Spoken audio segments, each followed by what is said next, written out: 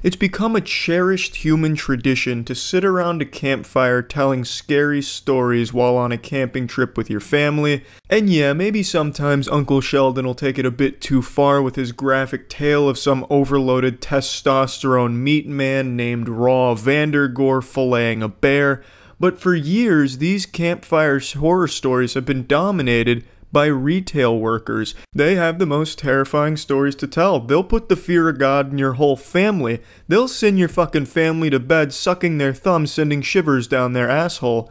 But I thought it'd be fun today to look at a positive customer interaction in a retail setting, so I found this video here to demonstrate how lovely the experience can be. Laugh at me, goddammit, don't you laugh at me! Give my money back! Yes, you are! You can quit Me! And here we're immediately introduced to our three protagonists of this short film. Now, the one who's currently shouting is exactly what I picture in my head whenever I think of an evil librarian. She looks exactly like a mean, angry lunch lady from a Pixar film. Directly, it won't let us. Yeah, and it's already out of my account, and I can show you that you've already taken my money. So you need to give me my cash. And if I end up on YouTube, I will personally sue your ass. I'm just documenting it. In the camera woman's defense, I did not find this video on YouTube, so she should be spared from Ace Customer Anchor Arms' legal wrath. I, however, am posting this on YouTube, so I guess I'm gonna have to start sleeping with one eye open. Also, just a side note, I fucking hate when people say they're personally gonna sue someone. No, you're not. You're not gonna represent yourself. You're not that fucking dumb. What are you gonna do? You're gonna stand up in court and say, "Oh, excuse me, Your Honor, I just didn't like the cut of their jib. Can I have their car now?" What do you mean I lost? No, what you're gonna do is you're gonna go home, you're gonna argue with your husband and threaten divorce for the 5th time that week in front of your children, then you're gonna flip to the back of the phone book to try and track down some slimy grease beaver, then you're gonna pay them $100 in an over-the-pants hand job to try and represent your ass for this stupid fucking case you're gonna try and drum up. You're not personally suing shit. That mucus goblin lawyer that you're gonna track down and pester is going to be the one doing all the work. So don't have the audacity to say that you're personally suing anyone. I can do the same thing with her laughing. I'm not laughing, ma'am. Yes, you are. You want me to show you on my phone that you are? Please. I don't even understand her thought process on this one. Do you want me to show you that you're laughing by recording it? What kind of fucking plan is that? That's not exactly bulletproof. You see, look at this. You're laughing in this video. Oh, well, color me purple. What do you know? I am. And I'm still laughing. Because you're a fucking idiot. And if the rationale was, I'm gonna record her laughing at me and post it on my Facebook, then why? No one's gonna understand the context. It's just gonna be you making a ruckus and someone laughing at you. Makes you look bad. That you are what? Laughing? If we end up on YouTube, I will sue you. I'm not putting it on YouTube. No, I'm if documenting. it ends up on Oh, Facebook, it's going to end up. It will not I go will to sue Facebook. you. Alright. I mean, yeah, that makes sense. That plot development was pretty easy to predict from a mile away. Just taking one look at her, you could guess that she would be the kind of person to immediately threaten suing someone. So now our brave camera woman is coming under fire again. That's 2 potential lawsuits here. I mean, it's fucking raining lawsuits up in this one. They're just tossing lawsuits like they're baseballs at a dunk tank at a carnival. However, once again, the camera woman is safe because I did not find this video on Facebook either. They're 0 for 2 right now. If they were smart, they would have made a blanket statement. If this video ends up online, I'm suing your ass. Then I'd be fucked. I'd be up Shit's Creek without my ass crack. I wouldn't legally be allowed to watch this video. It'd have to be ending up on the dark web for me to find it. If they made that statement and it still ended up online and I saw it, I'd have the fucking Special Ops Navy SEALs busting through my windows right now to arrest me. Obviously, I'm kidding. No matter what incoherent babble they could have mustered up to drivel out of their mouths here, nothing they could have said would have given them any legal ground to stand on to sue anyone at all in this situation. That is perfectly fine. Yeah, because you can't record if you don't want to be recorded. And let me tell you, my attorney, I love you. That's kind of a half-hearted attempt at threatening another lawsuit, so I'm still just going to count that one. So she's at 3 potential lawsuits here, which is a pretty impressive statistic given that it's only been like a minute. Also, just to clear up a common misconception, you are allowed to film in public, contrary to what assholes like these would tell you. It's 100% legal, even on private property like a retail store, unless it is openly and clearly defined and stated by the established retail place or whatever location you're at that you're not allowed to film. You're allowed to film. And this happened at a Sears. Sears would have everything shy of fucking cocaine and heroin on their shelves if it meant getting people in their store. I'm pretty goddamn sure they don't have a sign saying you can't film. Don't laugh at me. I'm not. I hope everyone does your fucking job. Okay. Y'all need to. Okay. And I'm calling Sears too. Okay. I don't care what you have. Find you another job. What's your point? What's your point? You need to shut your damn mouth and stay out of it. I It's your have best kids bet. too. Yeah, you do have kids, and it seems that they're very well-adjusted adults judging by this video here. Shoutouts to the red-haired girl that's now filming this from her perspective. Surely that's going to look good on her Facebook. Hey, hashtag super strong woman standing up for herself at a Sears against the evil corporation.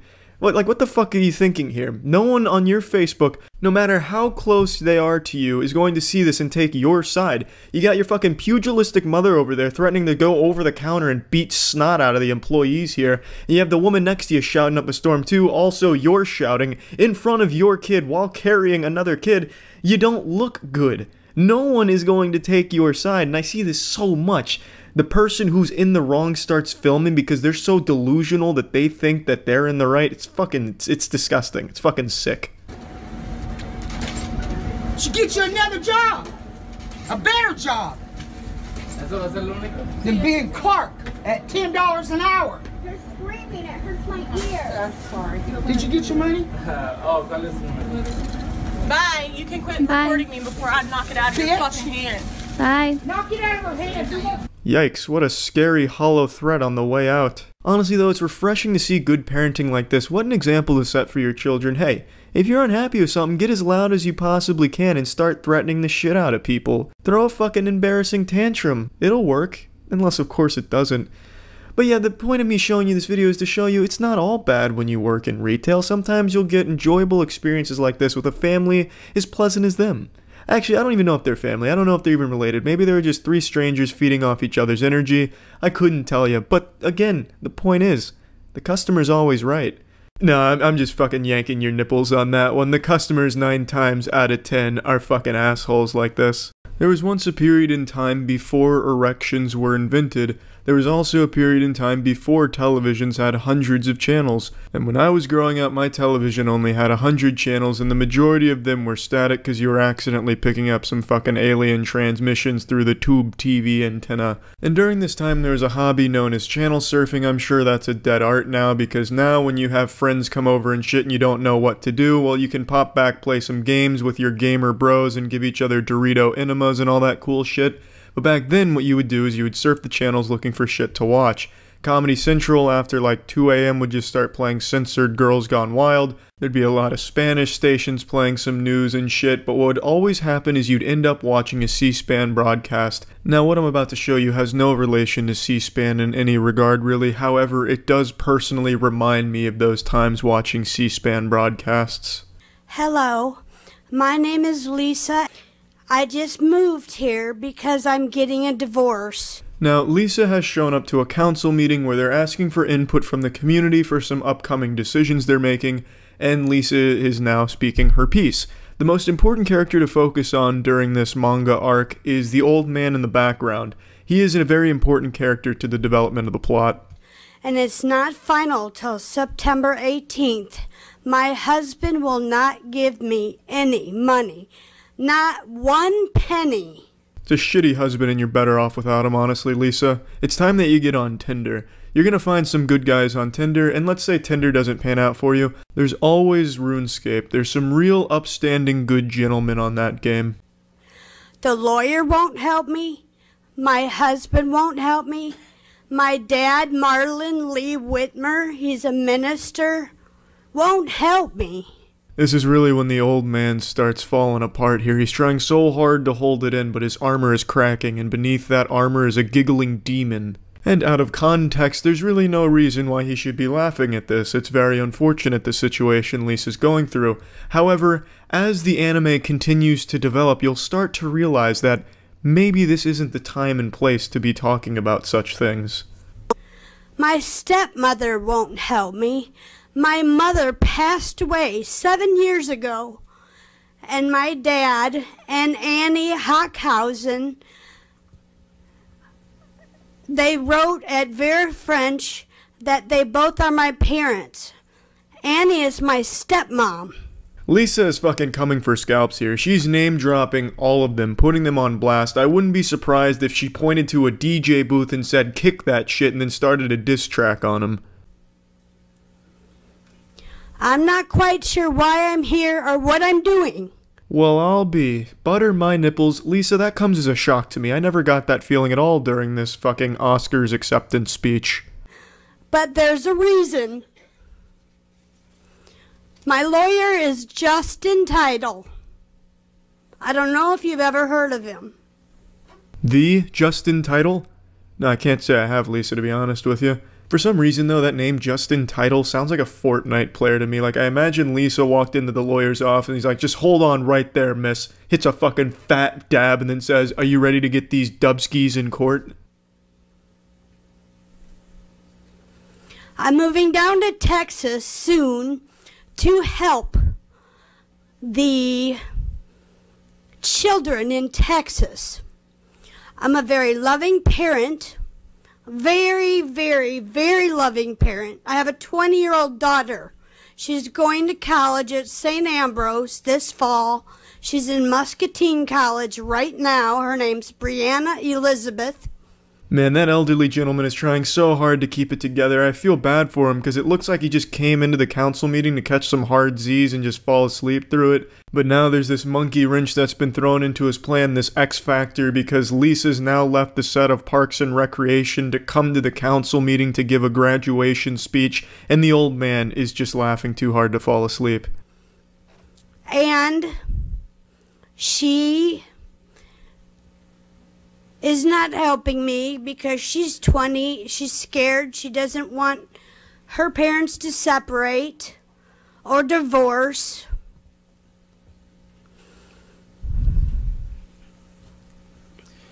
Ma'am, we're discussing the rezoning for the Portillos. Do you have any comments on that? For what? What a fucking fantastic season finale there. The writers really outdid themselves with that plot twist. Who saw it coming? Now all of the clues throughout the season make sense. Why the old man was laughing as hard as he was, despite Lisa's story not being all that comedic, makes sense because she was delivering this DiGiorno's personal pan life story in front of a council that was aiming to discuss a Portillo's rezoning. It had no place there. It's absurd. You can't help but giggle about that. It'd be like me going on America's Got Talent and reading excerpts from The Outsider's book. Or rather, it'd be like me dropping trousers, soft dick out, and pissing into a trash can, then calling my dentist to schedule an appointment for my dentist to come take out that trash. That's not what the dentist signed up for. That's not his job. That's not what he was looking for. And neither was this council. They just wanted Portillo's input, but instead, they got Lisa's entire story. We're discussing the rezoning on 53rd for... Well, I live on 63rd.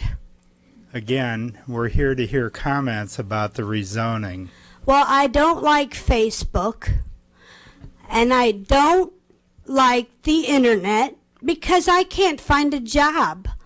The library blocked my password. Now tell me, does that make any sense to you? Fuck no, that doesn't make any sense to me, Lisa. But how did they block your password? I've never heard of a library doing that. I feel like maybe you just forgot your password. I don't think the library has a grudge against you and is trying to shut you down from their internet access. It sounds like some Jason Bourne level shit. Like there's this command center at the library that has one super trained special operative that is just an expert at watching security cameras to identify if it's Lisa that just entered the building. Like some type of fucking national security alert. So then he sees Lisa come in, so he sprints to his boss and reports it. Jesus, Boss Franklin, she's here. So then the boss turns around in this giant office chair, puffing a cigar with sunglasses on, and he says, "Shut it down. Shut it all down. May God have mercy on this library." But yeah, on the real, Lisa, fuck Facebook. Ma'am, we're not here to discuss your personal life. I'm sorry. Do you have any comments about the rezoning? No, sir. Have a good day. Thank you. Next. A peaceful resolution all around, pretty wholesome, honestly. I'm convinced that the council wanted to just let her go as long as possible, and they had this joke ready in their head like, this is for the Portillos, you know, this is going to be a great mic drop, let's time this perfectly. And then they did. Hats off to the council for letting her go and then timing the Portillos mic drop for when they did. The timing couldn't have been any better. See ya. There's a viral video going around on the internet right now that really struck a chord within me, deep within my soul. A video that is about a short man getting very angry and he becomes a massive douchebag asshole. I'm sure most of you have seen this, but from the perspective of a short man, we're a rare breed, so I figured you'd want the unique perspective of a man who's below average male height. I'm 5'6". And one thing I'd like to say about this video before I play it for the few of you that haven't seen it, is this video is so embarrassing on this guy's part that it made me feel tall. Watching this video made me forget that I was short, and I was just laughing at this guy like, this fucking loser must suck being short. And it didn't occur to me until I went to take a shit and I looked at myself in the mirror that I was like, God damn, wait, I'm short too. You're great women. Why is that okay? Why is it okay for women to say, oh, you're 5 feet on dating sites? You should be dead? That's okay? Who said that to you here? Nobody. Women in general have said it on dating sites. So you're looking at the protagonist for this new sitcom called 2.5 Hobbits. He's very upset that he's short, and allegedly, according to the girl who posted this video, this took place at a bagel shop, and he was just being misogynistic asshole to all the women, and that's when they started filming it, and he immediately starts talking about dating sites where girls make fun of him, which leads me to believe that he had just got rejected on Tinder, and Bumble, and Match, and Christian Mingle, and his favorite Twitch streamer rejected his application to be a mod, so I'm guessing just all around was a bad day, and he took it all out on women at this shop. You think I'm making that shit up? Everywhere I go, I get the same fucking smirk, with the biting lip. Shut your mouth. You're not God or my father, or my boss. Dude, you want to step outside? You want to step outside? Huh? I'm not standing, pal. This is the highest level short man rage I've ever seen documented. This is the kind of shit you only read about on Reddit. I actually couldn't even believe that this was filmed. It's like filming Sasquatch. This is such a high level of short man rage. It's like DEFCON 3 of short man rage. It's unreal. Just looking for a fight, constantly on edge, looking to be disruptive. I wouldn't be surprised if before he even got into the bagel shop, he started sizing up a 7th grader, thinking to himself, yeah, I can take him. He may be a little taller than me, but I can definitely beat his ass. That'll impress the girls around here. But by far my favorite thing about the entire clip is the little chest bump on the guy ready to rumble. He chest bumps the dude's nutsack. This guy is so short, and the guy he's trying to tussle with is so much taller than him that when he does the little chest bump to be intimidating, his tits are rubbing the man's penis. His nipples are handshaking his scrotum. You shut up too. No, go ahead and attack me, Jake. Oh my god. Oh my god. I just wanted bagels. I recorded the whole thing. The classic, what are you gonna do, stab me? Says the man who got stabbed. Hey, go ahead and attack me, as he gets fucking tackled by a dude 5 times his size, a fucking college linebacker out of nowhere. I imagine he immediately regretted that decision to try and act that tough around that guy. And the video goes on, but this is the one that's viral, but there is a follow-up to it that shows what happens after he got taken down. Look, and a guy 3 times my size. That's okay? Get your food and What happened? What I'm sorry? Get your food and eat it. You know what? Fuck your fucking breath. There's no need to laugh. That's funny. Now I'm going to take my breakfast. You think that's funny? All you women. What a fucking roller coaster he took us on there. First he says, fuck that bread, wants nothing to do with it, he's above that bread, an alpha male doesn't need that bread.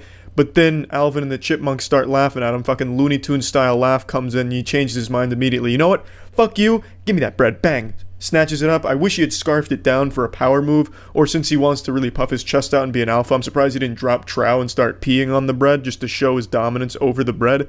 But he kind of pussies out, picks up his bread, and then goes back to just being a really huge asshole and insulting people. All you women should shut up like shit. All of you. All of you. Yeah, all of you. You want to go. No, you women need to stop being so fucked up.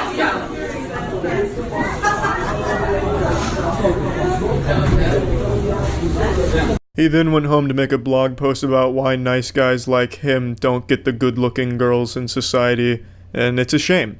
He is a nice guy, as you can clearly tell, well-adjusted. He seems to have a good head on his very small shoulders, but I think it's really sad the lack of self-control and most likely self-awareness. I guarantee he went home thinking he did nothing wrong and that society was just beating down the short guy again. Now, he says he's 5 feet in the video. I don't know if that was an exaggeration or if he's under 5 feet or above 5 feet and he was just exaggerating on either spectrum. Doesn't really matter. You know, there's nothing you can really do about your height. You can either be an insecure little bitch like this guy and take it out on the world, you know, shaking your fist at the clouds because you're upset that you're so goddamn short and it's unfair, or you can just live with it, fucking deal with it, and don't be such a little pussy. Have fun with it. Make jokes about it, but why act out like this at a fucking bagel shop? No one wants to be around a guy like this. But I mean, yeah, I don't really have a very super unique perspective on it. To be honest, I just kind of wanted to make jokes about this. But it really is sad that my fellow short brethren act out like this, and that's why a lot of people expect short man rage occasionally, you know? There's no reason to be this insecure about something that you just don't have control over. And that's about it. So yeah. Corporations, the most evil word in the English language, second most evil being cockroaches, obviously. When it comes to corporations, how many are as big as Target? Not many. Yeah, that little fucking mom and pop joint down the street that sells used toys and condoms, not nearly as big as Target. So what better place to go to rally the people than Target? Going right into the heart of big business and try and make a dent in it so the man can hear you say loud and clear, enough is enough. What you're about to see is a family of warriors bravely march through a Target spouting some hateful bullshit. There's nothing you can do about cockroaches. Cockroaches are infesting the world. They're pretty much impervious to all weapons as is. We're trying to harvest them for nutrients and super milk, but I guarantee in the end we'll end up being the ones hostages and milked by the cockroaches. But there is something you do about corporations. You can fight them. You can, you know, march through Target with a Bible in one hand and a dick full of dreams in the other. And that's exactly what this family does. Check this out. Attention Target customers! Do not be deceived. Target would have you believe with their Mother's Day displays that they love mothers and children. This is a deception. Nothing makes me believe in a cause quite like a large woman walking around being a public nuisance shouting while wearing a giant tablecloth around her like a fucking toga. This is not love, and they've proven it by opening their bathrooms to perverted men. I've gotta cut her off here. You gotta love how she drags her entire fucking family into this public shaming. These kids will never live this down. If their classmates saw this, they'd be laughingstocks, and the mom would have a legacy across the school as a goddamn psychopath to run away from because she'd steal your juice box and preach to you about why God frowns on it. So I don't like that. If you're gonna be a nutcase, don't drag your family into it. And you can see the son up in front kind of cover his face because he's embarrassed. Obviously, he would be. Now, I have to say, her big complaint here is Target allowing perverted men into their bathrooms. What the fuck do you expect them to do? Have like a bouncer or a TSA lineup there, making sure everyone that goes in isn't a pervert? They like show them porn, skeletal scan them, and if they get hard during the porn, they get kicked out, exiled from Target, and blacklisted from all Targets across the nation. Like, what the fuck do you expect them to do? No bathrooms have high-tech security. No one's getting retinal scanned before using the shitter to make sure that they're not a pervert. That's a fucking weird complaint to have. I'm a mother of 12, and I'm very disgusted by this wicked practice. It really is always the worst people having the most amount of kids. What a fucking shame. That's just so sad. Target does not protect mothers and children. Mothers, get your children out of this store. Mothers, have enough decency to get out of this store. It's a dangerous place. Which is why I brought my children here. She's talking about Target like it's a goddamn active war zone, like they've just entered into a field of anthrax or something. It's just baffling how someone can be so delusional like this. I don't know what happened in the bathrooms that's caused this traumatic experience for her. Maybe she was cheating on her husband there, the husband found out, so now she really has to double down on the lie that it was Target's fault. I don't know. I can't even wrap my head around how she can even justify this type of lunacy, how anyone could. This is not loving. What Target has done is very hateful. It's hateful towards families. It's hateful towards mothers. It's hateful towards children. America, when are you gonna wake up? Every Target I've been into, and trust me, I've been in a lot, that's where I do a lot of my shopping, they all have like background music, but this one's dead silent. I could hear a bumblebee piss into a corner. I don't know if they just got lucky or if they deployed an EMP device before going on this fucking crusade. Because there's just no background noise, so all of these poor customers here are just getting this full experience in full IMAX surround sound. There's no one even talking in the background. It is pure silence like a sensory deprivation tank. When are you going to stand up for the right things, America? Are you going to let the devil rape your children, America? It's time to stand up and have a voice. Instead of bowing to the homosexual perverted agenda that's taking over this nation.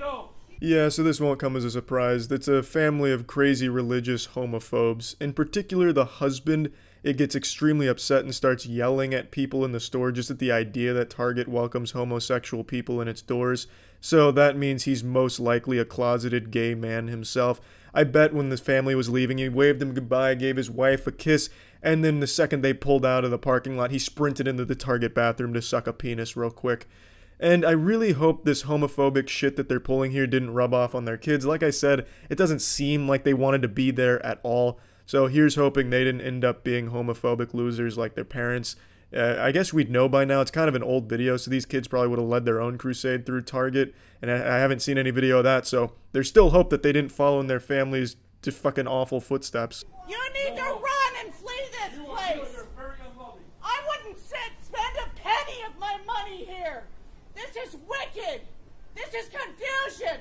This is twisted. She's treating it like it's a fucking bomb threat that got called into Target. Everyone needs to get the fuck out of here quick. The longer you stay, the more likely you are to become homosexual. As if homosexuality was contagious and Target's the one spreading it.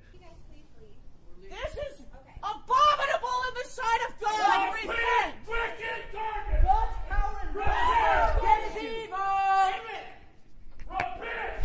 The judgment of God is coming on this nation and Target.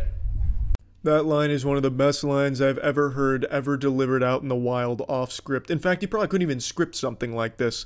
The judgment of God is coming on this nation and Target. That's fucking profound. Paul Blart here doesn't even look like he knows how to spell judgment, and yet he just delivered something Shakespearean without even trying. As per usual, the goddamn Arkham Asylum dwelling family here is the one that uploaded the video. I can never understand why people think it's a good idea to upload something like this when they are clearly the worst players in the video doing the stupidest shit, the dumbest shit, and they think that it's a good idea to post it on their anti-vax Facebook page. But here you go, just another example of it. There's also no doubt in my mind this entire group of people got into their giant van at the end of this stunt here, or maybe even right outside the Target, started high-fiving each other. Yeah, good work out there, guys. Yeah, excellent shit. The Lord's definitely smiling upon us now. We just took down Target. Target has been defeated. And if it's in Alabama, then the dad started kissing his kids and making out with his sister. It's just, I'll never understand this mentality. It's just so fucking stupid. It's unbelievably stupid. I really will never be able to wrap my head around like a family like this and shit. It's just nuts. Absolutely nuts. Hateful, garbage, bigotry, bullshit. Going through a Target in the middle of nowhere doing fuck all but being a public nuisance and being a horrible example for your children. What a waste. That's it. So yeah, I think there's something very special about Halloween that makes bad mothers even shittier. Just something deep within them. The beast is unleashed on October 31st and they become turbo shit moms. I've held on to a grudge for the better part of 2 decades, and it all started as a child trick-or-treating in a neighborhood where, you know, sometimes a house isn't home, so they leave the candy out on the porch in a bowl, you know, with a sign, please take one, or just be considerate. And every single fucking time that was out there, I knew I was getting no candy because some goddamn twice-divorced, miserable mother took all the candy and put it in their child's bag so that way they could conclude trick-or-treating early. That happened every single year that any house left that open, and I know it was the moms that did it because I was friends with all the neighborhood kids, and they would complain about their mothers taking all that fucking candy for them and ruining trick-or-treating. And that tradition, 20 years later, is still happening on Halloween. It's fucking crazy, but now we have those doorbells that, you know, like ring, that show you a video feed of what's going on, so now you have like the fucking conclusive proof. You know, it's not just the boogeyman stealing your candy, it's just shitty moms. So I wanted to go over some of that footage and just kind of make fun of the trashy moms. And it's all moms. I haven't seen any clips of a dad doing it, probably because the dad either didn't want to go out or wouldn't be bothered to fucking fight over candy like a feral animal, literally pushing children out of the way for fucking candy bars. But the clip I'm going to start us with isn't a trick-or-treating robbery from a mother. It's just a crazy mother on Halloween who pulls over a car for some shit and then just goes nuts. And the reason I'm showing that is just kind of set the tone of what Halloween brings out of bad mothers. Calm down. It's okay, I'm sorry. He apologized. It's my fault. He apologized. Yeah, I know. And you know what? That didn't upset me. But the bitch ass hoe Sorry. that told me to calm down. The first frame really tells you all you need to know about the woman. She looks like a deranged lunatic. This looks straight out of a horror film, like a scene from The Shining. She looks like something a horror legend would be based around, like a creepypasta or a cryptid, you know? Evil single mother Karen emerges from the mists and knocks on your car window, and if you roll it down, she steals your children's souls, like a modern-day La Llorona, or the Not-So-Slender Man. Again, there's no context for why she's so mad and pulled this car over, but it's very clear Amy Schumer is having a bad day. What I'd like you to do is apologize instead of being a bitch. You're calling me sorry, but you're calling me a bitch. So set an example. I'm sorry. My kids can't hear me calling you a bitch. Your window's open. They can't hear me because they're listening to Kids Bop. This could actually serve as a really good advertisement for Kids Bop. Kids Bop is so good you won't hear your mother being a piece of shit to total strangers right next to the car. It really doesn't matter what the situation was that caused this. Even if she was totally justified in being mad, she lost any chance of anyone being on her side, and now she's the biggest asshole here for making this car pull over and escalating it to this level in front of her children.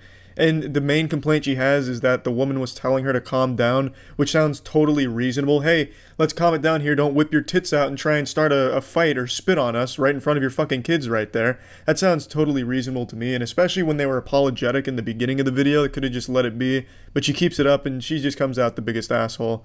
Now let's move on to some Halloween candy robberies from some great upstanding mothers.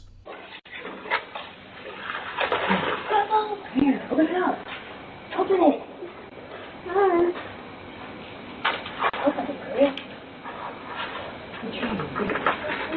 Open it.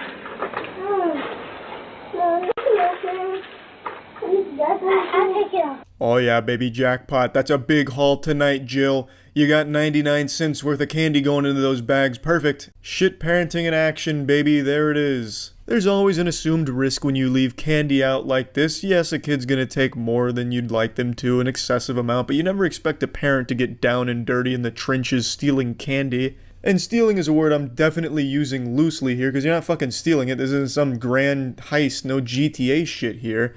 It's just you're taking candy from everyone else in the neighborhood, so when they go to that house, they'll be disappointed there's no candy left, and you're making your children's trick-or-treating experience far shorter just because you want to get this shit over with faster. I think that's the main reason adults do this. I don't think they're just that hungry for candy or that willing to just exploit people at every turn. I think it's just, I don't want to be trick-or-treating with my kid. Let me fill up their bags as quick as possible so we say it's time to go home. Which sucks.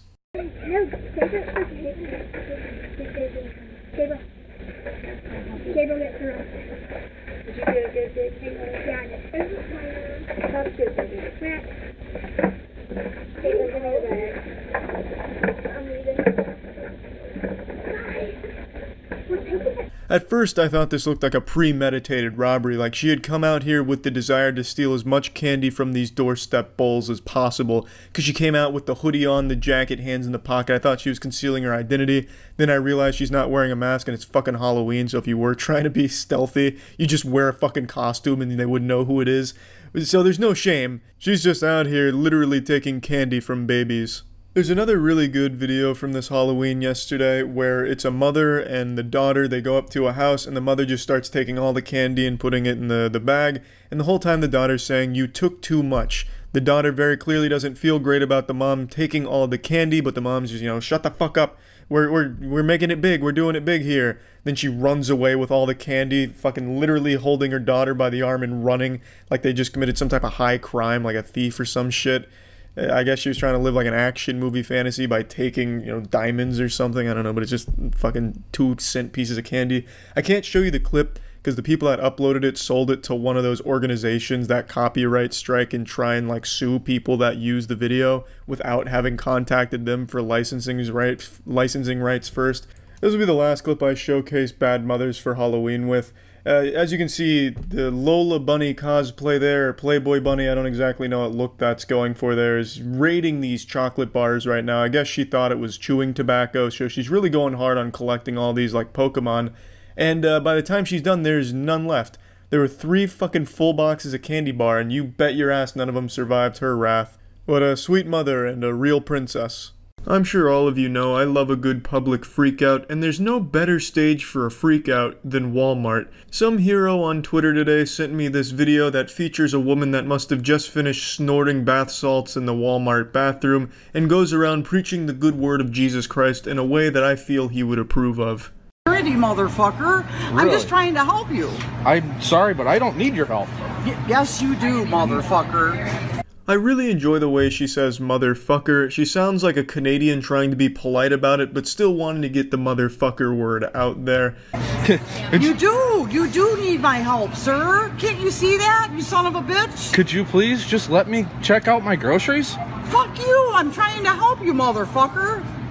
It's like in SpongeBob when he gets to rock bottom. I can't understand your accent. Instead of the she's substituting that with the word motherfucker.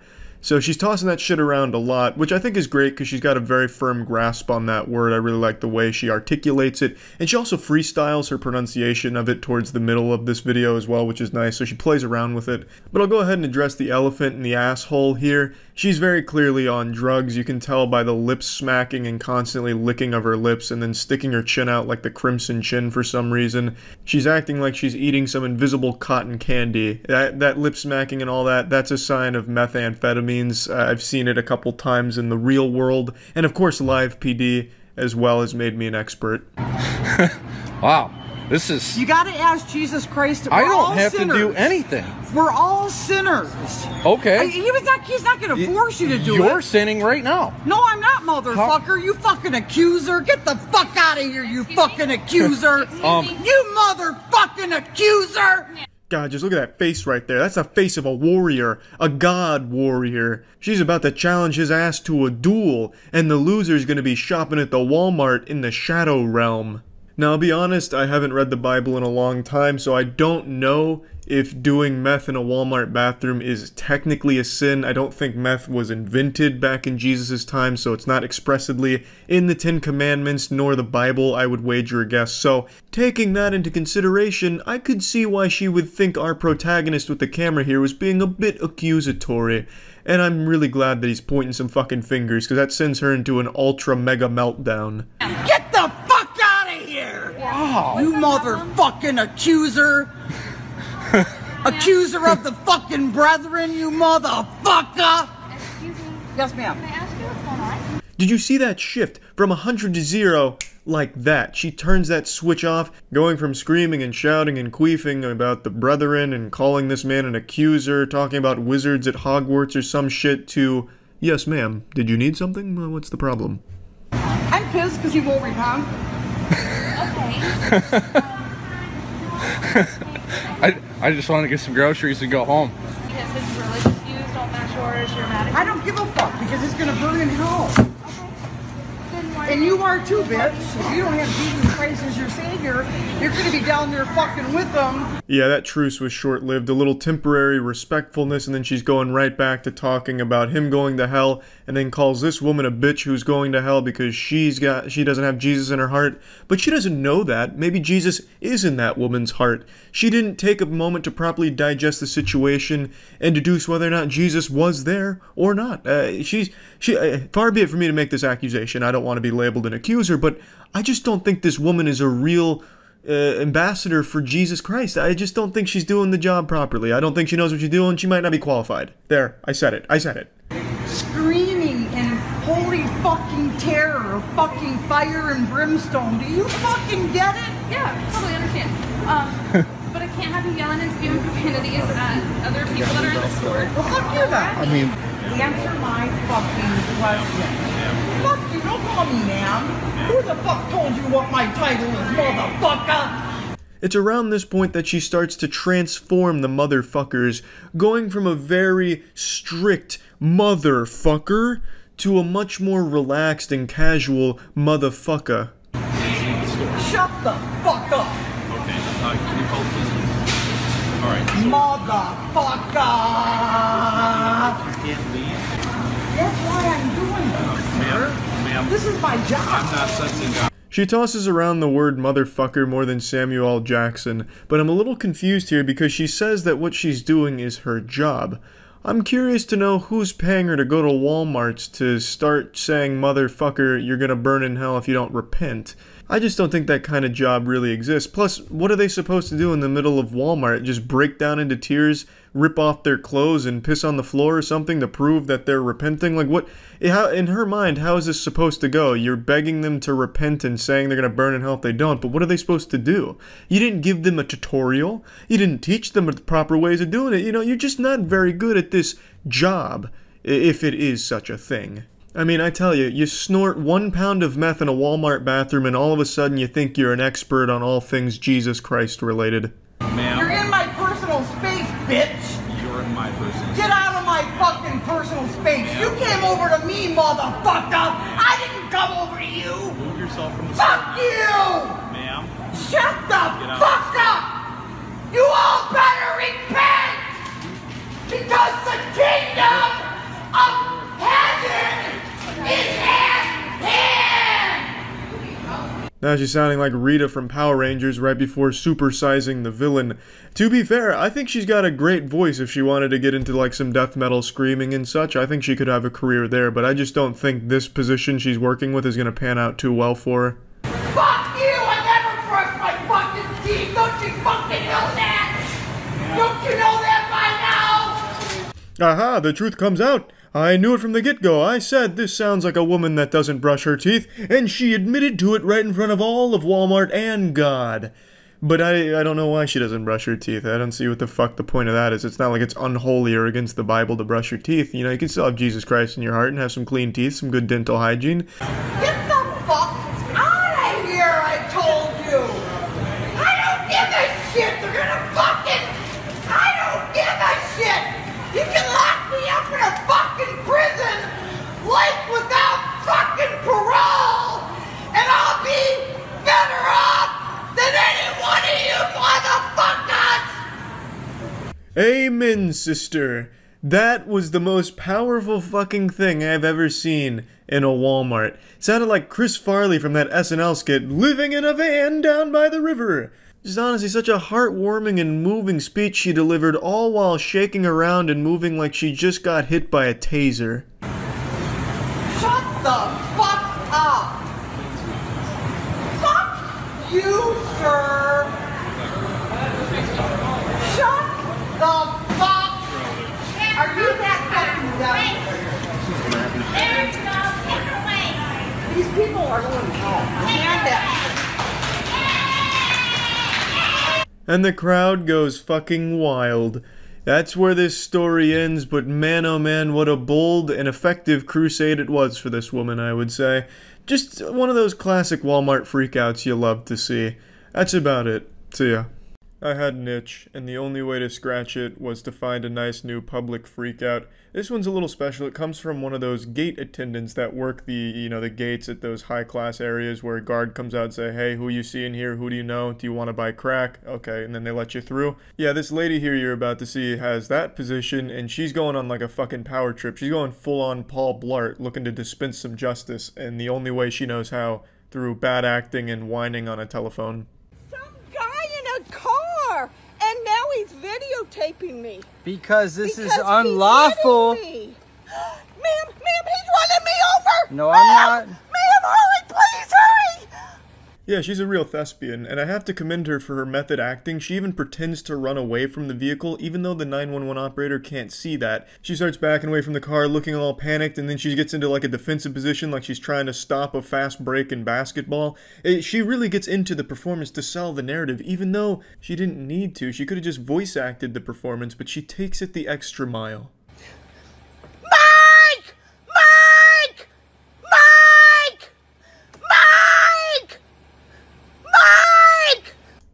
She has the voice of an angel. Feels as though your ears are being caressed by a chorus of 1,000 mermaids. I don't know who Mike is, but he's nowhere to be found. And if these piercing screeches weren't enough to get his attention, then that guy just doesn't fucking exist, or he's already run very far away from this woman. Yes, please! Hurry, ma'am! Ma'am, I don't know, and he's a lunatic, and he's videotaping me! Ma'am, please hurry! Mike! Her face looks like a thwomp from Super Mario 64. I bet if you actually did hit her, she'd make a sound. I decided to look into this one because who knows, maybe it was possible she did actually get hit by this car before they started filming. I mean, if I got hit by a car, I'd probably start going crazy too and start screaming for Mike or some shit, but I probably wouldn't be blocking the car that just hit me. I'd probably want to get the fuck away from it. I'd be afraid of it at that point, because if they've already hit me once, what's going to stop them from doing it again, especially if I'm acting like a huge asshole. But anyway, the story is, the guy filming this pulled into an area he didn't mean to be in, so then he pulled around to leave through this gate, and this lady here, Judine, was the gate attendant, and she's stopping him and going on this crazy power trip. I've never seen a Judine, I've never even heard the name Judine before, but this looks about right for Judine, and this just really seems like some straight up Judine behavior. You're in trouble. How so? You're going to jail. How so? You're hurting me! How? You just ran over! Ma'am, please, hurry! He just ran over, and he's still moving! Please, ma'am! Please, hurry!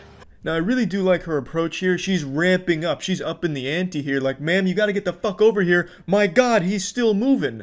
But I don't think that's enough. You need to double down on the lunacy in the narrative. Ma'am, hurry up. He's still moving. Jesus Christ, is that a bazooka in the backseat? Holy shit, he's getting it out. My God, it's shooting sharks. What the fuck is that? Is that Joseph Stalin in the passenger seat? Ma'am, hurry. Then you go back to the bread and butter. Mike! Mike! Mike! I'm gonna throw it. Stop! Hurry! Hurry! Hurry! Ma'am! He ran over me! He ran over me! She's saying I ran over her. He ran over me! Reinforcements have arrived, and they're not on Judine's side. They kind of come over just to make fun of her. Which, who wouldn't, you know what I mean? It almost looks routine for them. They just calmly walk over. They look genuinely embarrassed from the few frames you can see of them. And it just seems like a common occurrence with Judine. Oh, shit. Judine's throwing herself on top of vehicles again and calling the police. What the fuck? I have the whole thing on recording. Sir, come on. No, you're good. Hey, This is unbelievable, man. good. We just heard it on the radio. The cops are already coming. Can I please go? You can't. The cops I can. I absolutely can. Okay. Well, I'm just telling you. If you I want him arrested! I want him arrested! I have done nothing wrong. He's gonna leave! He's gonna leave! He'll run over you, Chase! Chase, get Marvin! Please, go Marvin! Please, go Marvin! Get him out of here! She was really out here making a last-second push for an Oscar. However, it didn't pay off. The man did pull away. He got about a mile or two down the road. Cops pulled him over about this call. He showed them the video. They let him go. No charges. Judine gets fired. Happy ending all around, and pretty much what you'd expect. But I don't think it's all bad for Judine, because this really shows her acting chops. She's able to convey a schizophrenic old woman beautifully. So while the door may be closed on her time as a gate attendant, perhaps a new door has swung wide open in her acting career. Who knows? We'll have to wait and see her on the big screen. That's it. See ya. Jesus Christ, it really is her again.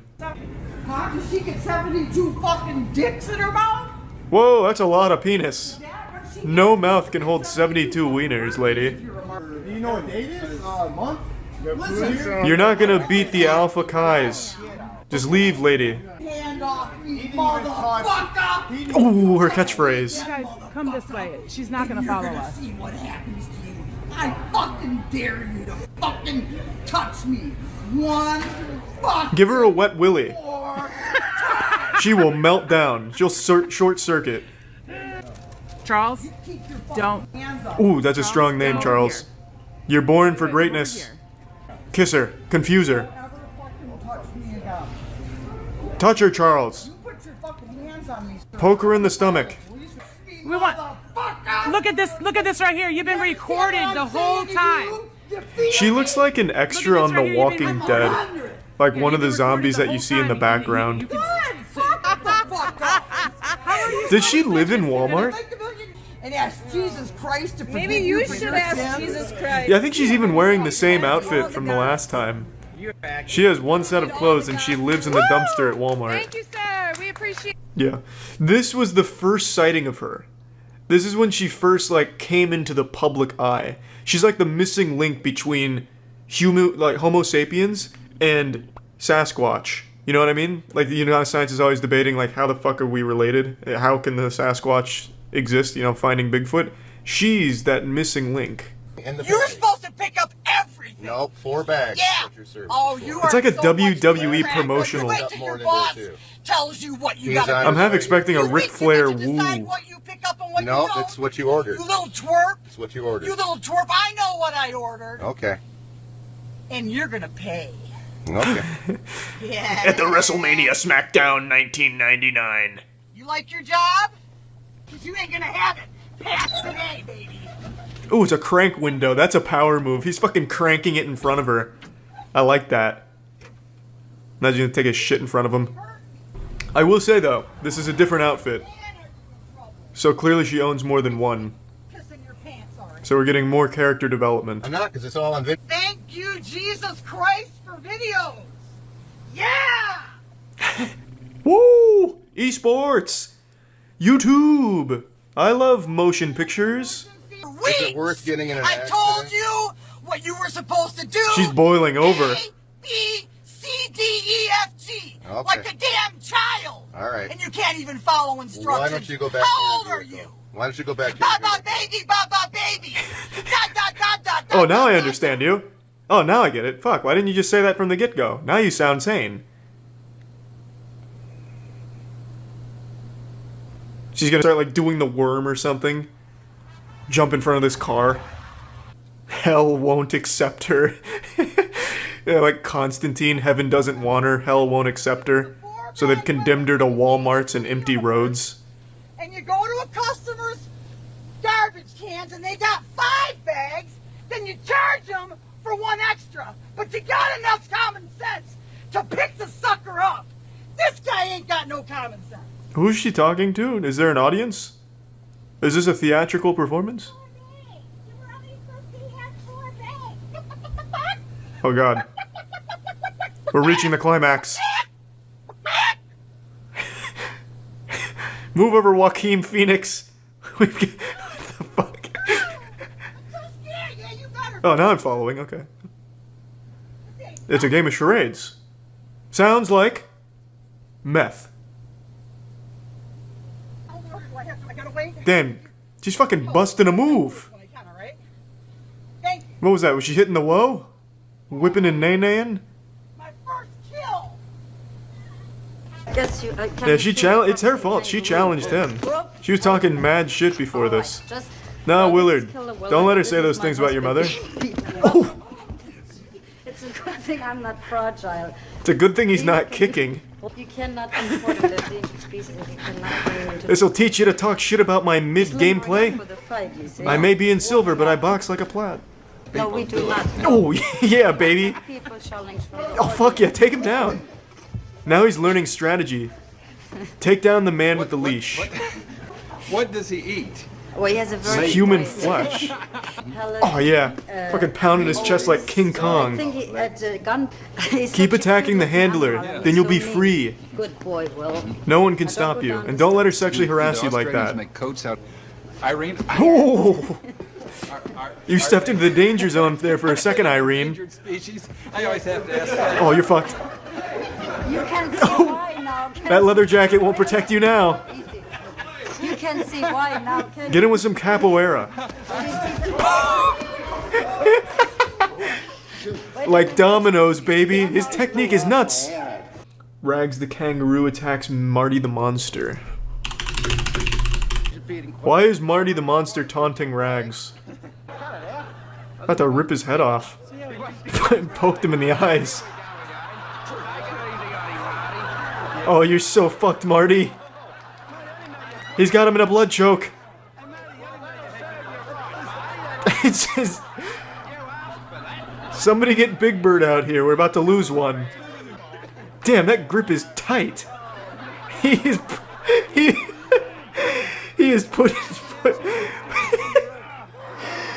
putting him to bed. God damn.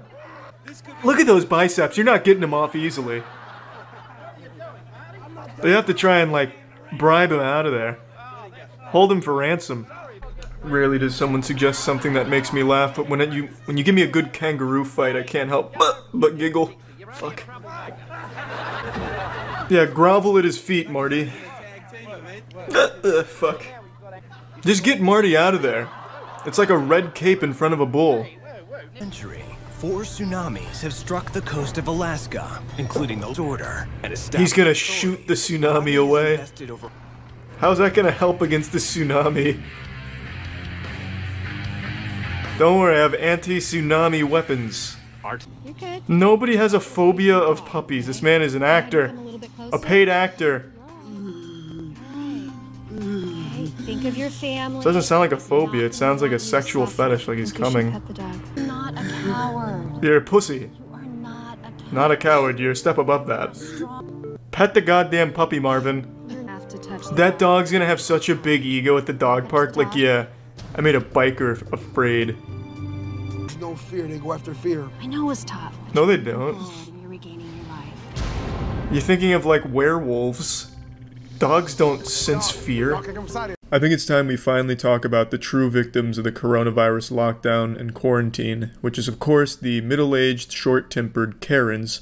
These brave women have been trapped at home for the last month with no one to complain to except their anti-vax Facebook groups, no one to yell at besides their husbands, no managers that they can speak to. They have all of this rage bottled up inside of them, but nowhere public to melt down and let it all out in a nuclear explosion of screeching and screaming and threatening lawsuits. But the good news is things are opening up again, which means the Karens now can go back out into society and make it a worse place. So please join me on this adventure. I'll be your host. I'll be like fucking David Attenborough here, and let's observe the Karens going back to their natural habitats after their hibernation.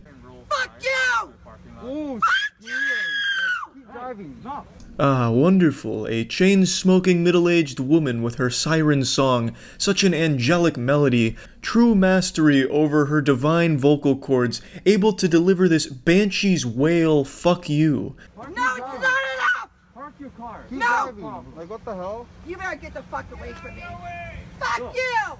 We have a car. The wild Karen's sharp instincts kick in, hearing the sound of potential danger. She feels as though the essential oils in the backseat of her car are threatened by a potential predator, so she lashes out blindly, hoping that the guttural shouts and puffing of her feathers will be enough to scare away the enemy. Yeah, this is a roadway over here, ma'am. Can you please move? Everyone better stop fucking yelling at me right now, as I'm not fucking moving. Can you please move your car? Thank you! She didn't mean that thank you. That wasn't sincere at all. I'm starting to get the feeling that she's just not a very pleasant person to be around. I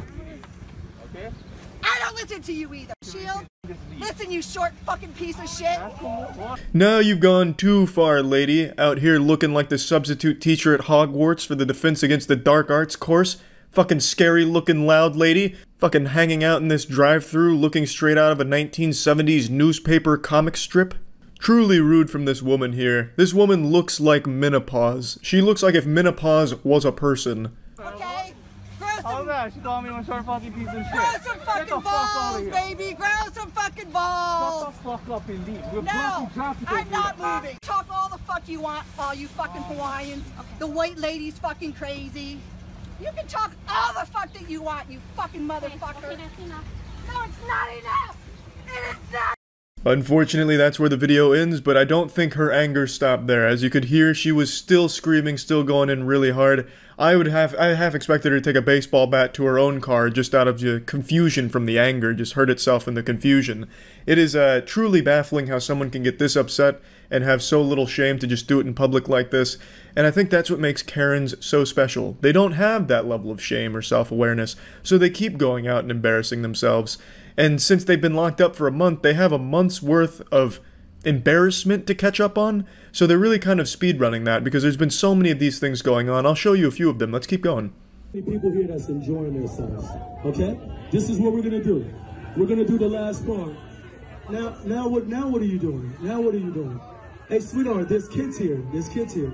This one was actually one of the saddest ones and most embarrassing in my opinion. This is a Karen that's been heckling a group of street performers that are performing for these people that are just now leaving their house for the first time in a month, just to give them something else to think about and entertain them. And Karen said, well, I can't imagine anyone having fun. I'm pretty miserable. Everyone should be miserable. She's like Dr. Zalost from Courage the Cowardly Dog, very unhappy, so she's shooting her cannonballs of unhappiness at everyone around her.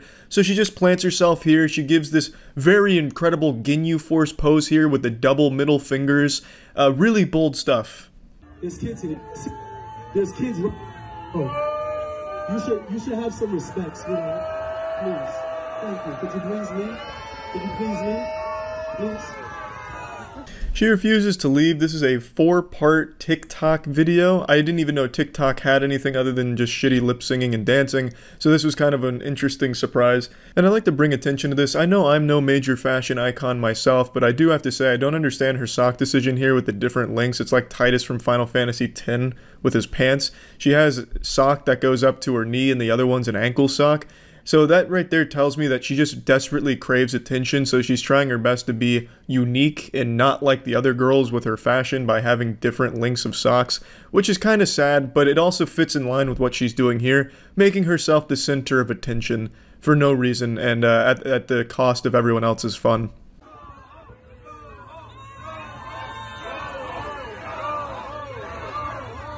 Sweetheart, we're doing flips in here. Format. Can you please move over? You were just standing right there. Why would you come right here in our way? Can you move over? Can you please? Can you move over? Can you please move over? Please? Please? Can you please leave? Can you please leave? Spoilers, she doesn't leave. She's made up her decision. She is going to ruin everyone else's day because her day and most of her days are apparently not very good. So she's taking it out on everyone around her.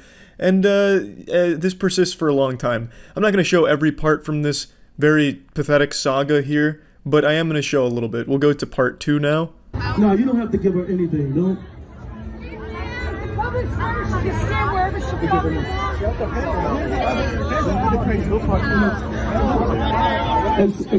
One of the mothers from the crowd is begging with the lady to please leave because they want to watch the show, and of course, the Karen refuses to do that. But what I find extremely interesting about this part, as you just heard, some woman in the crowd express support for what she's doing by saying it's a public square, she can stand wherever the fuck she wants.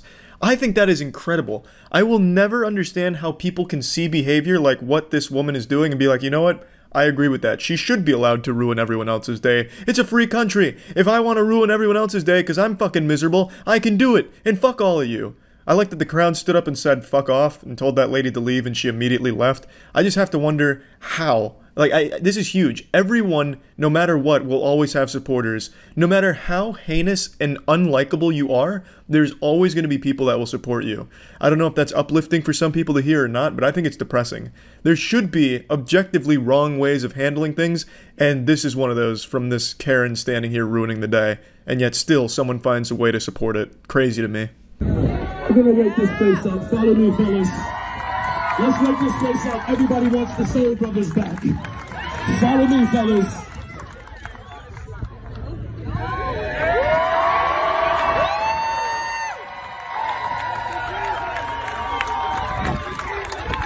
Luckily, this fairy tale does have a happy ending. The police show up and escort her the fuck out of there, which is great news for everyone there.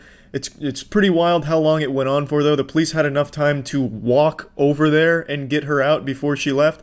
That's a long time of just making the atmosphere worse around her. And I know she's going to go home and think that she was in the right. She probably talked about it on Facebook groups about how brave she was. And, you know, everyone clapped when she ruined the performance. Everyone was thrilled with her stand for justice or some shit.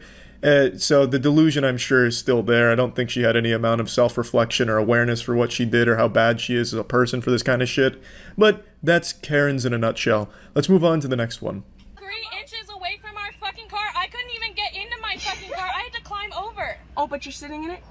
I had to climb over, dumbass. Did you not hear what I just fucking said? While yes, that experience does sound traumatic, there was another way of approaching this situation. You could have backed the car up and then got in normally. You chose to climb over the driver's seat and turn that shit into a playground to get there. Just fucking stop. If you post that, I will sue you, you stupid. Go right ahead. We'll sue you because you can't post someone's face on the internet without permission. I'm gonna go. For some reason, these Karens that spend the majority of their life on Facebook and reading 50 Shades of Grey fanfic still don't seem to understand that you can't sue someone for recording you in a public situation. But I do like the way she phrases that. You can't put someone's face on the internet without their permission. It reminds me of Arthur, where you can't go on the internet and tell lies. It has that same level of innocence to it to a certain degree, but I think it's time they finally get educated on Facebook instead of just believing in these fucking weird conspiracy theories and shit, to understand that yes, it is totally legal to record in public. It's not illegal. They're threatening me. She told me she hopes I get raped by a pitchfork and I'm gonna go to the cops and I need evidence. So what is the problem? They park in. I couldn't get into my car. I had to climb over.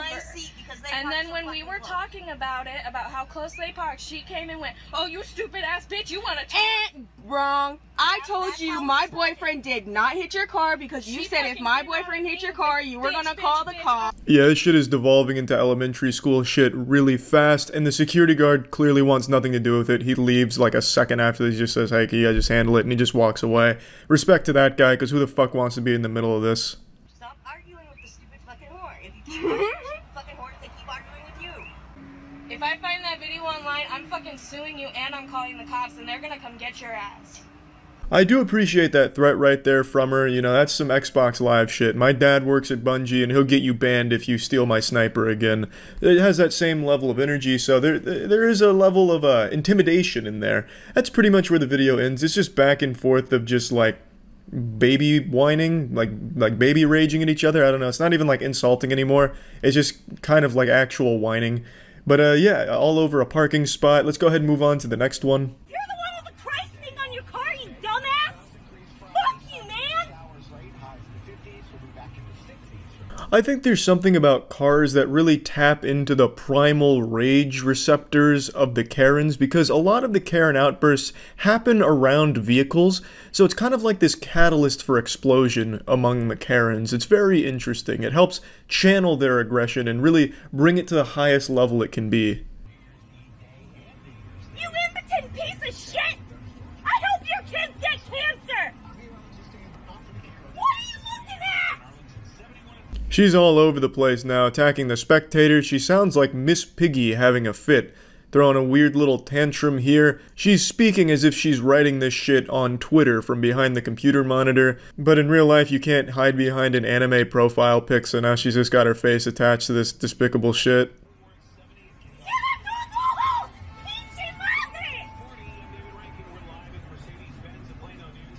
What are you filming me, you sick fuck? Is that funny to you?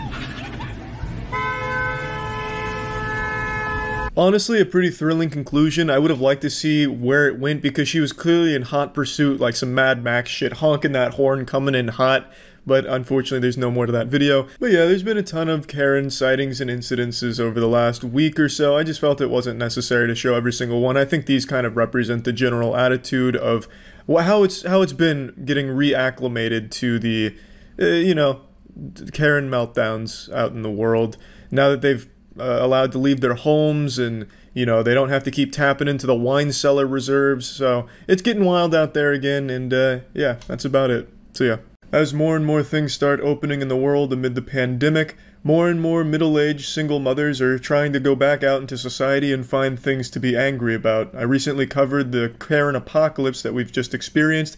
However, if the Karen apocalypse was an earthquake, what you're about to see is the aftershock.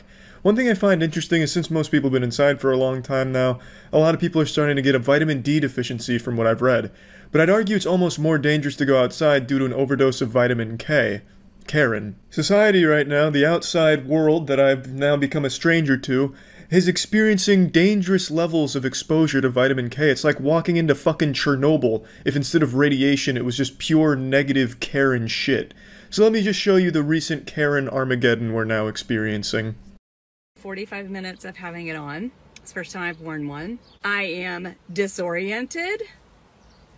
I'm a little mad, if you can't tell that already. Oh, don't worry, you weren't keeping that a secret from me. I had a sneaking suspicion. Between that stereotypical where's your manager haircut, it's time to go to corporate and take a shit, also the facial expression that just kind of conveys I'm always mad even when things are great, I was just able to immediately sniff out you were a bit upset about something. Like, I'm frustrated, but I don't feel good physically. Like, I can tell you right now, I wasn't getting enough oxygen, and I just had on one of these little stupid things. Yeah, I see what she means. I can hardly breathe in this shit. I'm about to fucking pass out on you, just suffocating myself here.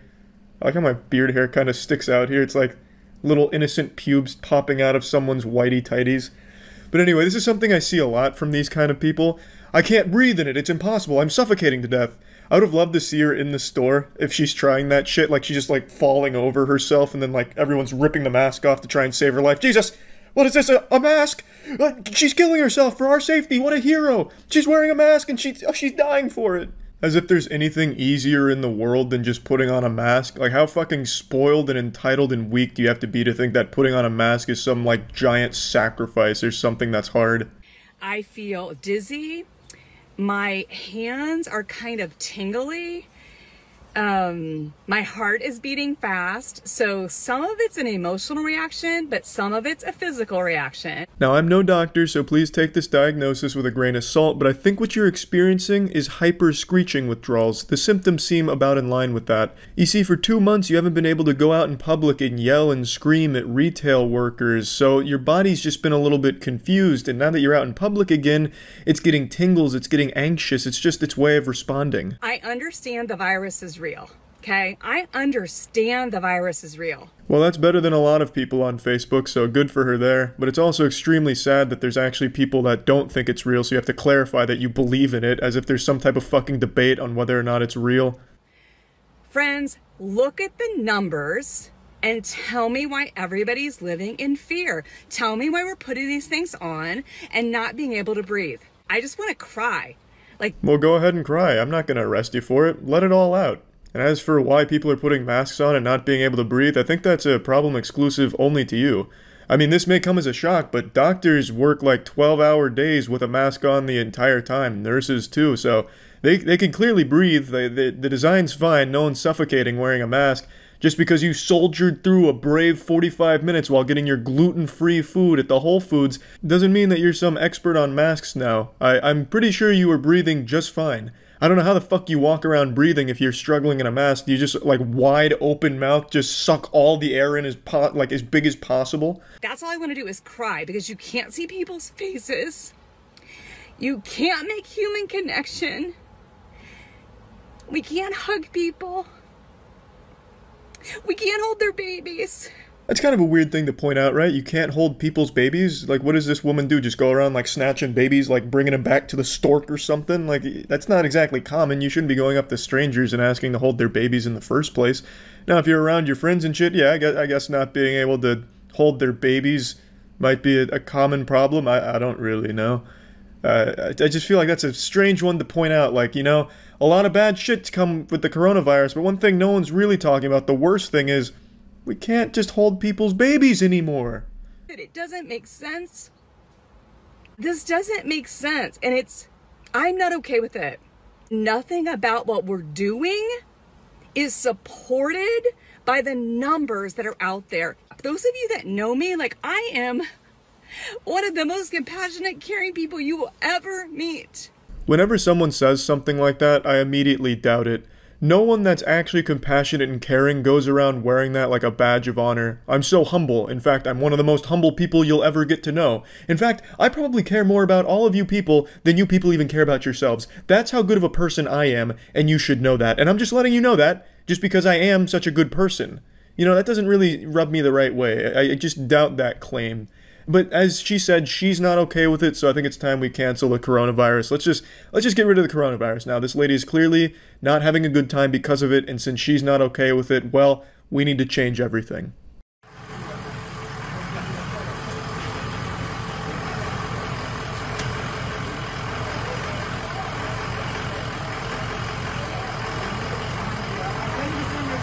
I like this one because the lady in it walks around like a video game NPC. It's like she's playing Animal Crossing with the shovel, trying to get the right slot.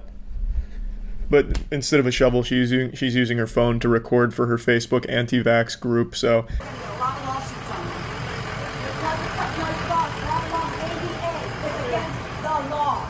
So it's against the law? It's against the law to make you wear a mask. It's against the law. Well, if you say so. I mean, I'm not going to question her. She seems like the law. She's like the embodiment of the law. So whatever she says, yeah, you know, I'm just going to agree with. The ADA tells them that you cannot make people wear a mask. It's not our laws at all. This is just made up by Bill Gates and them, and by you wearing that. Seriously, think about it. You're breathing out your toxic air, and you're breathing in the same air. You're making your lungs, you're killing your antibodies.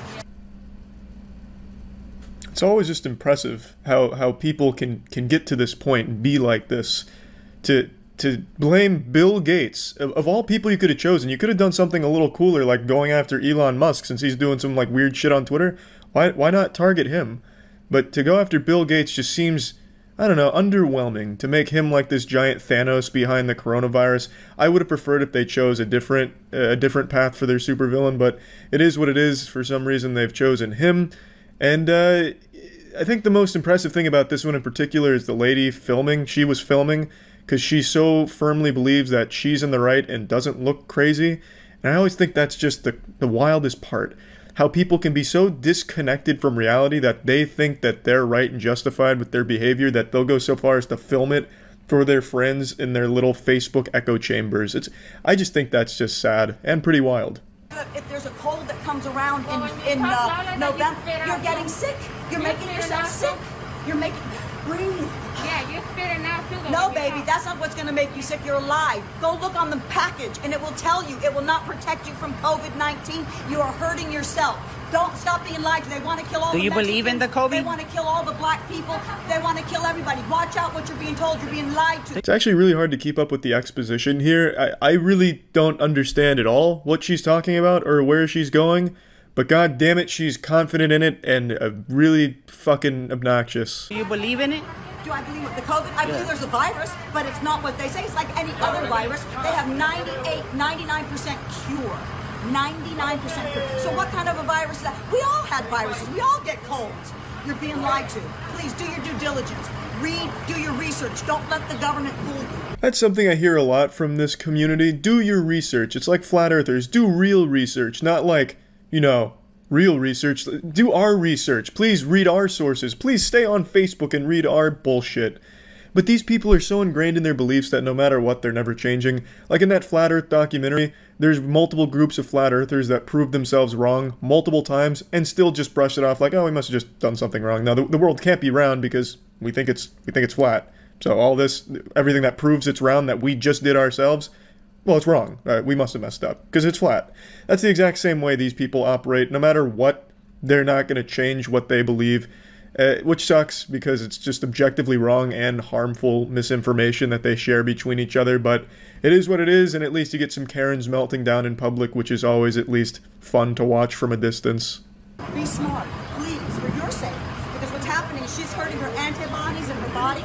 She's breathing in the toxicity and the carbon monoxide that is going to make her sick. She's not getting enough breath in her lungs, which is going to cause her lungs to weaken. It's all damaging. Look it up for yourself. Go online and look it up. I will. Take my word. Thank you. Okay, thank you, Professor. Have a lovely day going home and then yelling at your husband. Okay, so I need to talk to a manager because I'm not wearing a mask. Okay, understood. Perfect. Just a moment. Go ahead. Go ahead. It's always refreshing to hear that signature catchphrase, I need to speak to a manager. It's refreshing, honestly. I just really, you always get like a sense of joy when a very irate woman says those words because you already know what's going to follow, and it just never really gets old. Hi, I have a medical condition that I'm not allowed to wear a mask, and I'm not required by HIPAA rules and regulations to disclose that. Being a loudmouth asshole is not a medical condition that prevents a mask. In fact, it should be encouraged so that way you're not just fucking screeching. At least the mask will act like a little muffler, like a fucking silencer on James Bond's gun for your fucking yelling at the retail workers. I also decided to look into it because she publicly talks about herself in this video and puts herself out there, so I looked into it. The medical condition she has does not prevent her from wearing a mask. in any way. And just for the sake of playing by her rules, I won't disclose what the medical condition is, but she talks about it constantly and just has it plastered all over her website. She's also an avid flat earther and considers herself a general truther in all things, as most of these people do. Okay, can we shop for you? So, what does that look like? I have private things I want to get, but maybe I don't want you to shop see. For you, but I can't let you in the store without a mask. Okay, so where's the regulations that state that? The regulations? Yeah. That is company Because you're policy. discriminating against me now. Do you know that? The bombshell. She said she's being discriminated against. Oh, well, now this company needs to close its doors or let her in and let her make her own rules. Now you've gone too far. To discriminate against her? Yep, now you've gone too far. You're going on her blog, mister. You're really done fucked up now. You're discriminating against that me. we can help you. No, because I have private stuff that I don't want you to see. What kind of private stuff could you possibly be buying at a grocery store? What, are you scraping bacon grease off the grills in the back and are embarrassed about it? Are you smuggling plutonium in there or something? What could possibly be a big secret at a grocery store that would be embarrassing? All they fucking carry for the most part is food and vitamins. What, do you want people to not know that you take fish oil pills or something? I don't really get it. It's a lame fucking excuse. These people just look for reasons to stay angry, even when people are offering alternatives to kind of fit into what they're comfortable with in their lunacy. This man's going above and beyond, saying we can shop for you, we can do this for you, do that for you, and she just comes up with the most outlandish excuses to not use that and stay angry. It's wild to me. You can call corporate office, but I can't help you. Okay, well, you guys can get a lawsuit because you can't discriminate. I'm trying to help you, but I'm No, not going to you can't. How is that? How's that helping when you're going to do shopping for me? I'm going to give you my bank information. I'm doing the best I can. How do I? Huge kudos to this guy for staying so calm during a Category 5 Karen hurricane, because this shit is so fucking annoying. I don't know how he was able to maintain his cool. Miss, call corporate office. I'm sorry. Okay, I need a card. Do you have a card for them? I sure can. That'd be great. If anybody wants to shop here, you have to have a mask, and here is the policies. I edited out the part where she talks about who she is and also where she is, just for the sake of not having people go harass her. But she talks about the policies, which a company is absolutely entitled to have, and pretty much everywhere requires you to wear a mask. But for some reason, these whiny children just can't put a mask on, which takes literally less than a second. It's genuinely one of the easiest things a human being can possibly do. It takes no effort, it takes no time, and it's not that big of a fucking deal. Just some fucking misbehaving children. You can't tell me what to do. I don't want to do this. I'm going to throw a fucking temper tantrum and I'm going to throw my Legos on that side of the room and you can't stop me. Fuck you. I'm putting this on Facebook. But you're pretty chipper. You're pretty chipper. Huh? You're happy? Why not be? Why are you happy?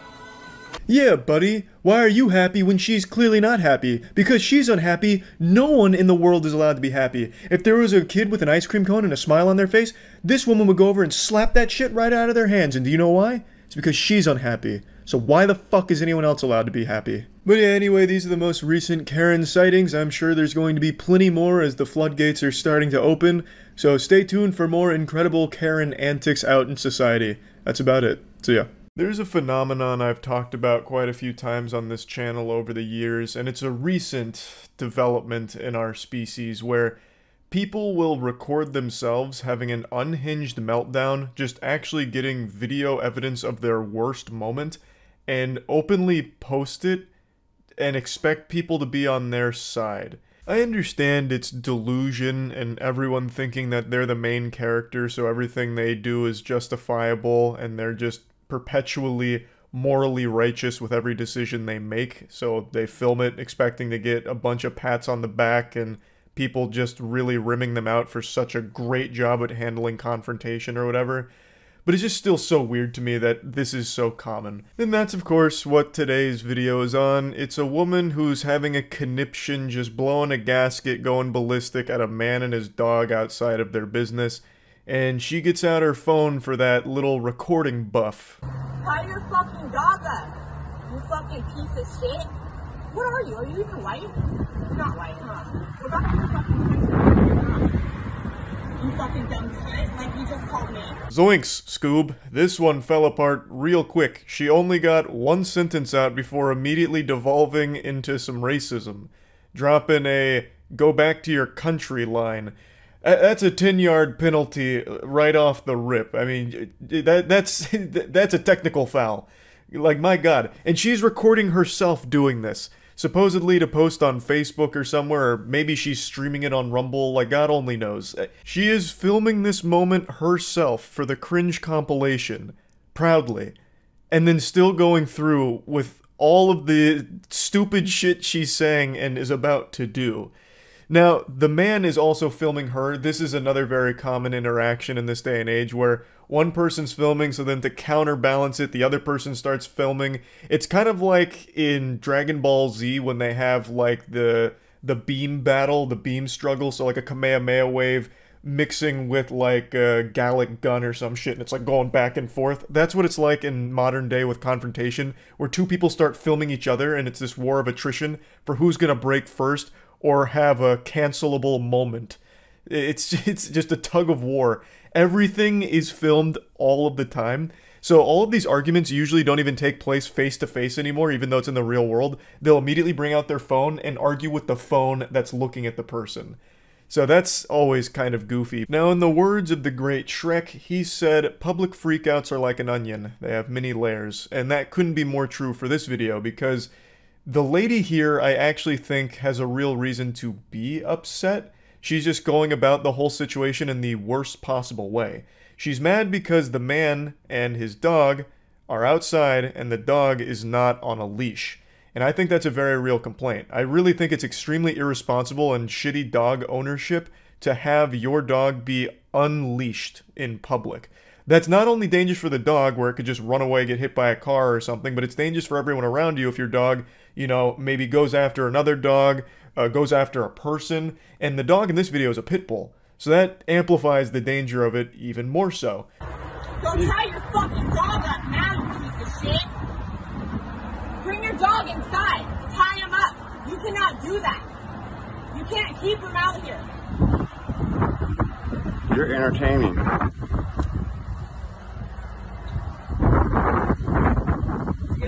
I'm on the phone with the cops right now. They're gonna come get your dog and put him down. At least I'm pretty sure it's a pit bull, but I'm not a fucking dog whisperer. I'm not a connoisseur of dog breeds. It looks like a pit bull, but regardless, even if it's not, again, I still feel all dogs should be on a leash when they're in public around people, just for the safety of not only the animal, but the people as well, just in case. It's always better to err on the side of caution, I feel. Now, back to making fun of Rowdy Ruth for how she's handling all of this.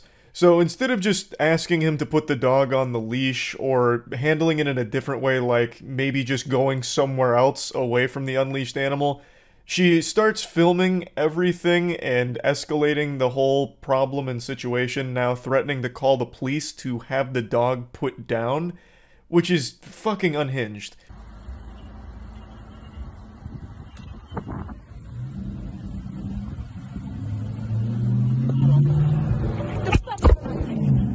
Don't fucking touch me, piece of shit! Another thing that it seems to be increasingly common is someone saying, "Don't touch me," as they're initiating all of the contact. She's coming at him like a linebacker about to sack the quarterback here. She charges at the guy, and then he like turns and looks at her, and I'm assuming kind of like moves her hand away or something is what it looks like, when she was the one that actually started the physical component of this whole hoopla. I've seen this kind of shit so many times in videos like this, where an argument gets to this point and the person's going wacko mode, like they're going goblin.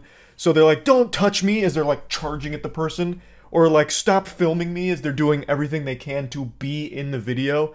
Like there was nothing physical happening here until she started it, and then gets mad at him for like defending himself's not even the right word, because he didn't even do that. I think all he did was just like move her hand away. If that. Like, I'm only assuming based on the way she responded to everything.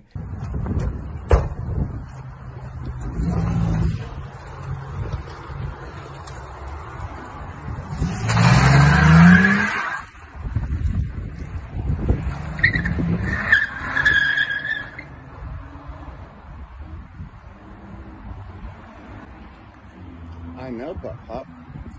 She was crazy.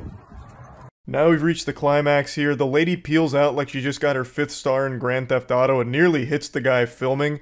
and then just floors it, just absolutely zooms out as quickly as she can and takes off into the sunset. This was probably the most exciting moment of her entire life, and now that video is somewhere in a Facebook book club group, and they're really cheering her on for her bravery and the way she handled everything here. When in reality, everyone's now making fun of her because the video's left her weird little echo chamber bubble. Well, actually, her perspective I don't think has, but the video of the whole situation has. There's nothing particularly special about this video. These are a dime a dozen. There's millions of these uploaded every day. So what made me want to talk about this one in particular? Well, because it showcased 3 different things, all of which I find interesting talking points. The first being this increasing frequency of people filming their own worst moments or filming their own, like, crimes now for social media clout. Just this parasite that seems to be infecting the brain of so many who are more than willing to film the absolute most embarrassing moments of their lives and upload it. I don't know if she did or not, though, to be fair. I suppose it's very possible she had like a moment of self-reflection, a come-to-Jesus moment, some clarity, where she realized, holy shit, this is awful, and then deleted it on the spot. But, you know, the damage was done because he was filming it, so we still saw everything that happened. But anyway, that's just the first thing that I always find interesting about these situations, is the person who's very clearly the most unhinged is the one filming it themselves, thinking that they're right. And then the second thing is dogs being off the leash. I'm seeing this a lot as well, where it's becoming ever more common for dog owners to not leash up their pets in public, and I think that is foul. I think that is just playing with fire. I really do stand by firmly that every dog in public should be on a leash. No matter how well trained or how sweet and cute the dog is, it is better for everyone if you put the dog on the leash. That's just a PSA to everyone out there. And then the third thing is, the lady really did have a reason to be uncomfortable or upset, but then she went way too far and handled it horribly, getting racist out of nowhere, getting physical, and then taken off like she was in the Fast and Furious franchise. Like, being upset about the dog being off the leash is fine. You could have handled it a million other ways besides what she did here. So it's one of those things where when someone does have a reason for being a little perturbed and go hog wild with it, taking things way too far and then just saying some awful shit or doing something that's now indefensible, even though you were at the beginning having a reason people would agree with you on. But yeah, anyway, that's really about it. Just saw this video come up today and had a few things I wanted to discuss with it. That's it. See ya. The world is currently experiencing record levels of Karen activity, and scientists are still baffled as to why. I truly don't get why there's been so much Karen shit going on out there right now. Maybe it really is something with Wi-Fi. Maybe 5G is causing these middle-aged women to be more prone to meltdowns and just losing their shit in public. I couldn't tell you, but it is absolutely remarkable. So I'd like to show you what a max level Karen looks like, the final boss of Karens. This is like in Power Rangers when all the Zords come together and fuse to form the Megazord, but with all the Karens coming together, fusing into the Mega Metapause. This lady is pretty notorious, in fact. There's been a lot of sightings of her. She's like Sasquatch, but without the blurry photos and a lot less cool. Hey, listen to me. We don't play games here anymore, okay? Next time you ever talk to me like that, you're gonna get your ass kicked by my family. They're gonna fuck you up. Look at her. She looks like an angel here, a heavenly glow shining down upon her, the Archangel of Wine. So this is a very popular video I'm sure a lot of you have seen. This was our first exposure to this wonderful woman. And one thing I'd like to point out is sometimes you can just tell by looking at someone that they're an unpleasant person to be around. This lady's dressed like she's in the witness protection program here, trying to conceal her real identity. This outfit just screams, I'm an angry old lady. What did I do? Right. They're gonna fuck you up. What did I do? Because you are an asshole. Look at the whole stairs to yourself. You had these stairs and that Why don't you go somewhere else where you can go to a gym? This is not just for you. Her voice is an absolute assault on the ears. The screeching is so high-pitched it's like some kind of weapon that'd be used for crowd control. She sounds like if Miss Piggy inhaled a ton of helium and then got, like, tickled It's a truly ear-piercing screech. I don't know how anyone could stand to even be around that voice for long enough. She's like an X-Men, but like an evil X-Men, so like one of Magneto's crew. It's truly terrible to listen to. And apparently the issue is the girl was stretching on these stairs, and the old lady wanted to go down the stairs, which she still managed to do, but she didn't like the fact that she was stretching on the stairs. She just went down, so I guess... you know, she wants the stairs entirely to herself. I don't know how the fuck she walks downstairs and why someone stretching on them would be such a hindrance unless she's walking down like this, trying to take up as much space as possible. I have no idea how she could possibly have found trouble getting down there just because she was stretching on them. Oh, you Get the fuck out of this world! Get the fuck out of this state! Go back to whatever fucking Asian country you belong in. Okay, you racist. Fucking bitch! This is not your place! In a surprise to absolutely no one, she turns out to be racist, and if you look on her chest, it looks like she's got Tony Stark's arc reactor coming out of her chest, but what it actually is a gold medal. So congratulations to her for receiving the gold medal in racism presented by the Deep South Sister Kissing Committee. This is not your home! We do not want you here! You put that on Facebook, I hope you do, because every fucking person will beat the crap out of you from here on out. These are the people that use Facebook. Facebook is a fucking curse. I guarantee she thinks the only website on the internet is Facebook. It's just the only place she goes. It's where she gets all of her fucking garbage. It's truly a terrible place. But I don't even understand her delusional logic. Like, I hope you put this on Facebook because people beat the shit out of you. Why? I don't understand. She hasn't even, like, said a word. So her just filming her meltdown is somehow gonna get the filmer beat up? I think Meemaw's been hitting the sauce a little too hard. She's living in a fantasy world. I just can't understand the logic. Hey, look at this video of an old woman melting down. Let's beat up the person that filmed it. Like, even this lady's inbred family would probably be on the side of the girl filming this. Like, yeah, Grandma was looking like a real piece of shit on this one. Don't you ever say, oh Jesus, to me when I want to use the stairs, you little bitch! There's other stairs. You are a sick, fucking, ignorant teenager. Oh, thank you. Fucking what, middle-aged woman? Who wears black in California sun? Who the fuck wears black? Are you an idiot? You wear black in California sun? Seriously? Now, I'm no expert on the California sun, but I'm gonna wager a guess and say it's not too different from just the normal sun. I'm pretty sure, and take this with a grain of salt, wearing black in the sun is probably okay, but this isn't the end of this lady. This was only our first encounter, the first phase of the boss battle. In fact, this outrageous octogenarian walked away in this video to go to her car in a nearby parking lot where she was filmed again being loud, yelling, and racist. So she was really just on a spree this day. She was speedrunning racism. Great! Did you just make a racist comment? You know what? I am not a racist person. You just made a racist comment. You need to go home. That's right, baby. The Princess of Piss is back, and this time in HD. She's up close and in your ass. Experience the highly anticipated sequel to The Meltdown on the Stairs. New York Times is giving this one 2 thumbs way up. I am from here. Look it. Go home. I am here from here. Go home. I don't care about your Facebook or your video. Oh, okay. You're making a racist comment right now? Do you know how many people can't stand you being here? Great. You play games. We don't play games. Oh, what kind of game are you playing? I play games where you get fucked to death. That sounds like a very aggressive game. I consider myself an elite gamer, and not even I would play a game like that. Now, if you've been paying attention, you'll notice that she said this exact same thing to the girl, minus the getting fucked to death part. She left that part of the game out, but she did say to the girl on the stairs, "We don't play games." So game time for this lady is over, kaput. She has put the kibosh on game time. She doesn't like games anymore. She's quit. You know, she said, Bethesda's taken my money one too many times for garbage products. I'm done playing games. Now, I'm fucking to death or something. It's hard to say, but she clearly liked games, but she doesn't like games anymore, so now she keeps bringing up games. Oh, okay. Well, great. Let me take your card. Let me put your number plate too. You get away Great. from me. So this lady... You are going to go to real jail now. I cut out the part where he's showing her license plate, but she was saying she's gonna call the police on him now.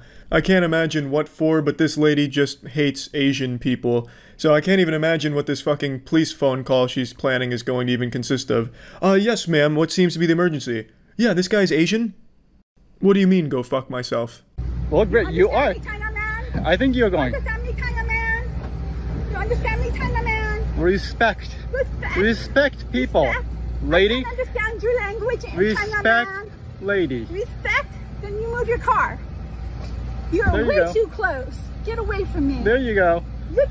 You don't even know how to park the car. Yeah, I forgot, can't cut out the license plate here, but I definitely need to show you what this was about. So she's super mad because his car is close to hers because she can't fucking park her car.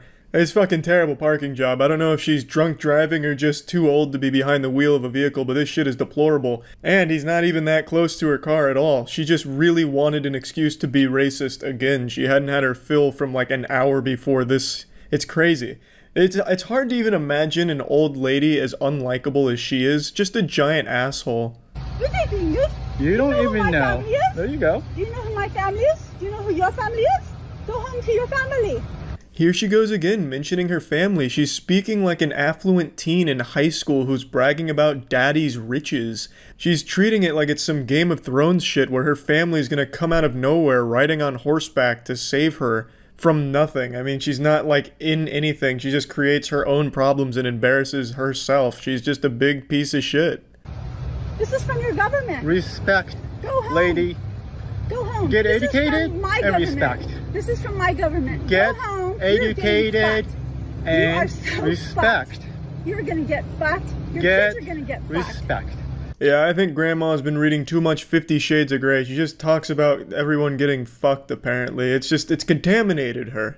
This is my Get country. educated and respect, lady. This is my Did you country, finish and college? This is from my government. Did you finish Go college? Home. Did you finish Put college? that on your Facebook. Did you? You know what? Did you? You are nothing. What did you say? You're nothing. I said, Exactly. what? You're nothing right there. What?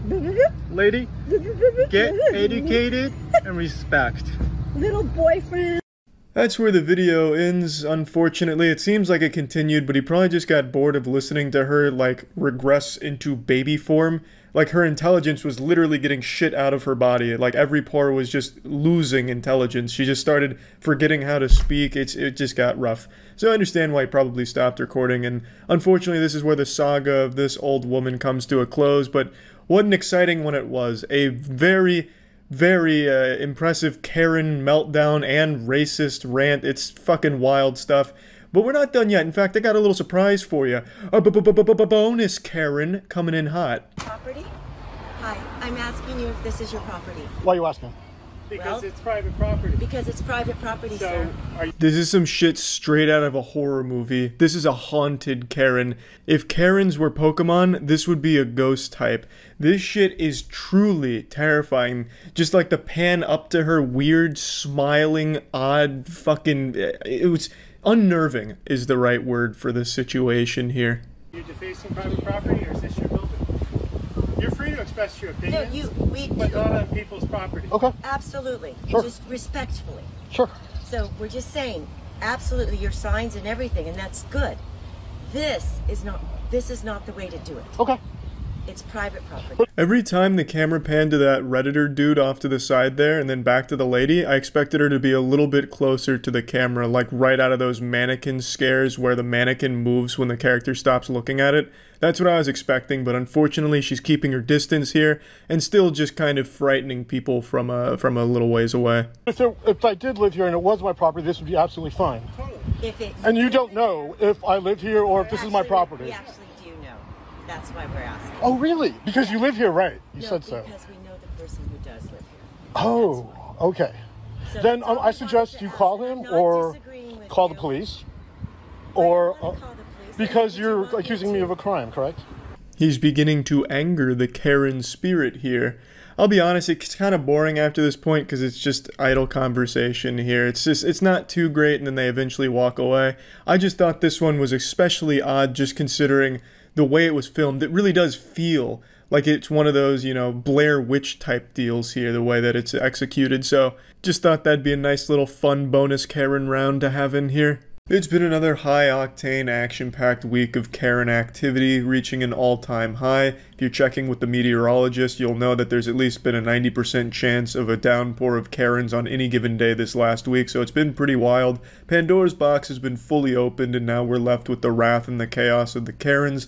I can't help but draw similarities between what's happening right now and what happened in my favorite movie, 1999's The Mummy, when Brendan Fraser and the crew accidentally revive a mummy, and then as a result of this there were plagues that were put upon the world. I feel like something might have happened in this day and age where someone opened a sarcophagus and the only plague that came with that was these Karens. We'll go ahead and start with the most popular Karen sighting this week. This one's actually pretty special and pretty scientifically important, I'd argue. This isn't just some generic Karen, this is actually the guardian spirit of blueberries Karen. She comes out when she feels blueberries are being threatened, and it's someone we've read about in fairy tales, but until now we've never had video evidence that this Karen even exists. This is like finding a video of Bigfoot. I pay taxes, I pay for this park, and I don't like to see people wrecking it. We're not wrecking it. There's literally so many berries everywhere. Oh my god, we're not wrecking it! Oh, there's so many berries out here, there's so many berries! I cannot. Complete twits. You ever get so mad at someone that you just bust a fucking move? This Karen got so upset that she just couldn't help but hit the electric slide part 2 right then and there. I've said it before and it's absolutely true. Karens are just like children with temper tantrums and shit like that. Basically, a Karen is the result of a toddler being Freaky Friday'd into the body of a miserable middle school English teacher. We're twits. You're the one coming up to two young girls, getting Young mad girls, at them for yeah, picking you're acting like 6 years old. 6 years old? Because we wanted to eat some berries. I'm saying, eat all the berries you want, just don't take the bush with you. It's not the bush, it's literally it's a tiny branch of berries. She's like King Ramses from that Courage the Cowardly Dog episode. Return the slab! Return the berries, or suffer my curse. But I'd be lying if I said I didn't want to see her break out those moves again where she's flailing her arms around acting like she's swatting away invisible bees that are swarming her. Why don't you mind your own business?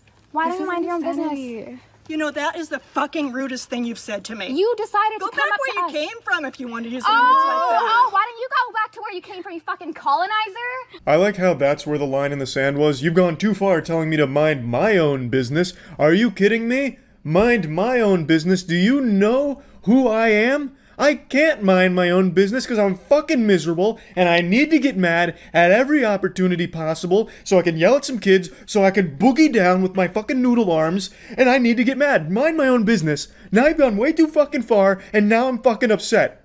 Imagine thinking it's rude when someone tells you, hey, just mind your own shit. Honestly, the rational response to that should be like, you know what? That's a really good point. This isn't affecting me personally. Why did I interject myself in this? I'm getting the fuck out. Where did you come from? Where did you come from? I'm actually curious. The U.S. U.S.? Oh, yeah. So you're not even you're from not here. Canadian either. Yeah, I am. Oh, so, but we are Canadian too. I was born here. I was born here too. Okay. Were you born here? No. Okay, so this is actually like I was born here and you're not even born here, and you're telling me to go back to wherever. Your grandparents weren't either. That's the thing. Were your grandparents born here? No. Yeah, that angle didn't pan out too well for you there, did it? Not only did they get to eat those berries, but they got to slap you down right there on your own fucking stupid argument. So that was a bit rough for you. Is that what you want? I'm just having to get a mask on. I don't have a mask. I don't have a mask. This is fucking ridiculous. Are you fucking kidding me right now? You're not going to sell me this? It's going to take you to... I'm spreading more dirt standing here, for God's sakes. Yeah, this seems about par for the course. This looks about right for your average Miller Lite consumer here. I imagine there hasn't been a single case of Miller Lite that's been sold that hasn't had this kind of negative interaction with a customer. Buying a case of Miller Lite just says to your friends and family, hey, I make bad choices. Obviously, I'm exaggerating a little bit, but I've made it very clear in the past, Miller Lite is my least favorite beer. It just tastes like somebody plugged a catheter into my high school bully and is just milking the piss out of them and feeding it to me. It just tastes like I'm drinking hateful piss. I'm not paying for a fucking mask. I'm not paying for it. We have a right in America not to wear a fucking mask. Have you not watched the news? There's almost nothing more frustrating than listening to these stupid fucking troglodytes think that they're right when they're just outright wrong and refusing to accept that they're wrong. It is a business. A business can put whatever policies they want and refuse service to people that don't abide by those policies. That is their right. But then you have these fucking dumb homunculus walk around, my rights, my rights, my rights. I can jerk off in the store if I wanted to. It's my penis. God gave me this penis. You're not the boss of my penis. I could beat my fucking meat right here with no mask on, and you can't stop me. It's so fucking silly that no one seems to understand that a business can enforce whatever the fuck it wants to on the people that choose to shop there. It's the most ridiculous thing in the world. And I don't understand this huge hoopla about masks in the first place. Why don't you get upset about the fact that businesses require you to wear clothes to shop there? It takes a lot more effort to put on a shirt and pants than it does to put on a mask. Why don't you get upset about that? They're taking control of your bodies, saying what you need to wear to come into their business. That's infringing on your so-called rights that you're arguing about. Why is it only the mask you take an issue with? The mask is a lot less effort than putting on clothes in the morning. Why don't you just try and shop around naked and see how that pans out? We don't have to do this. It says on the paper right here, it's going to mask.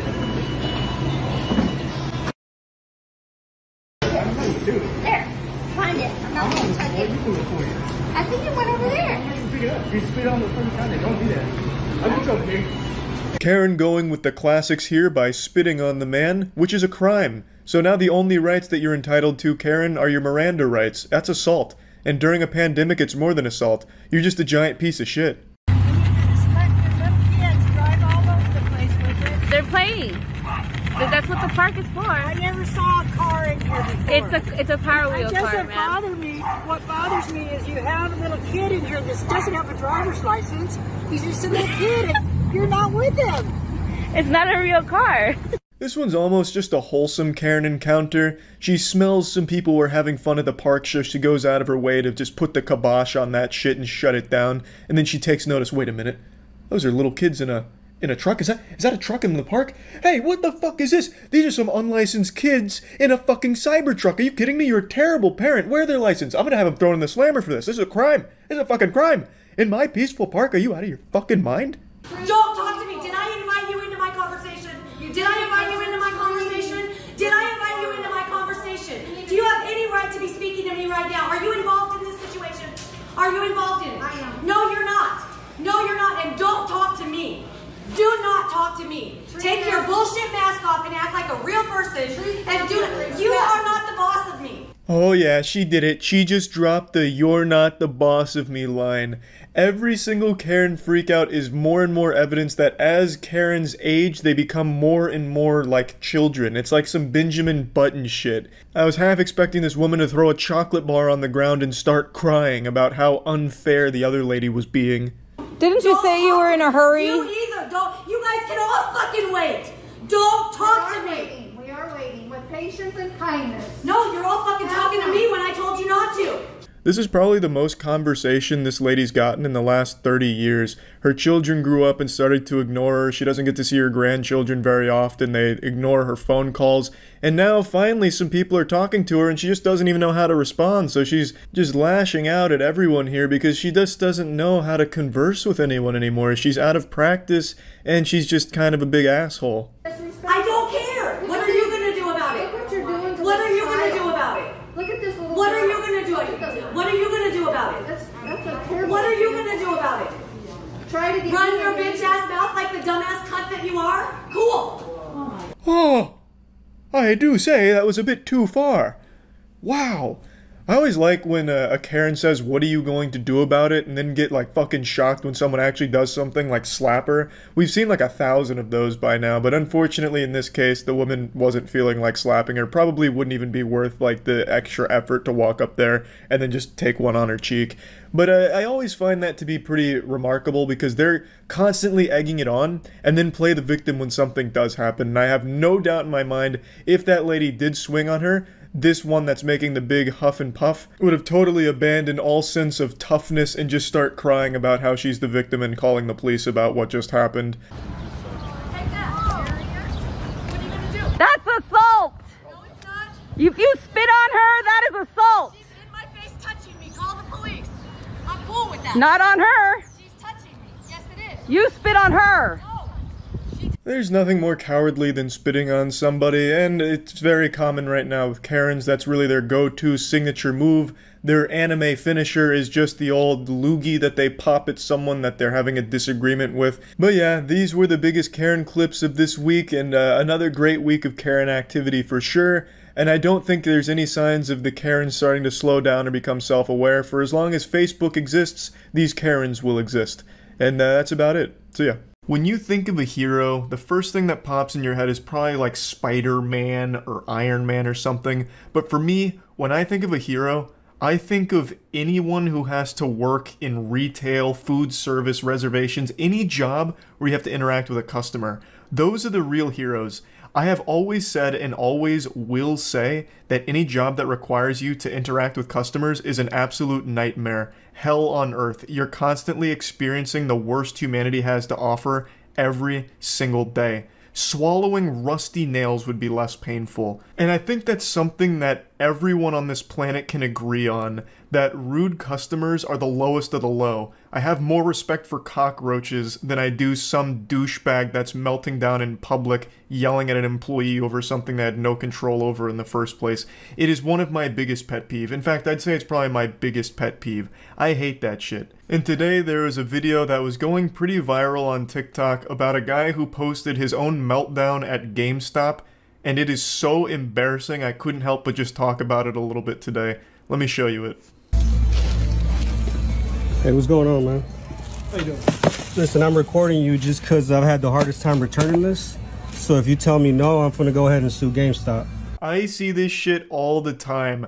If you don't help me fix this problem that is my fault, I'm going to sue the entire company. Well, like, what do you expect them to do? Start groveling like, oh no, please, don't sue the company. Oh no, oh goodness gracious, oh please, anything but that, shaking their fist. I'll do anything to fix it. Oh god, just let me rectify this situation. Like, why do you expect the employee to give a fuck if you sue the company? Why is this GameStop employee all of a sudden gonna try and defend the company, the corporation, like, oh no, you will not. I will not allow you to besmirch the good name of GameStop like this. I will fix your problem immediately, now that you've threatened legal action. Like, they have no say-so in the corporation. You know, this guy isn't John GameStop here. Like, he doesn't care.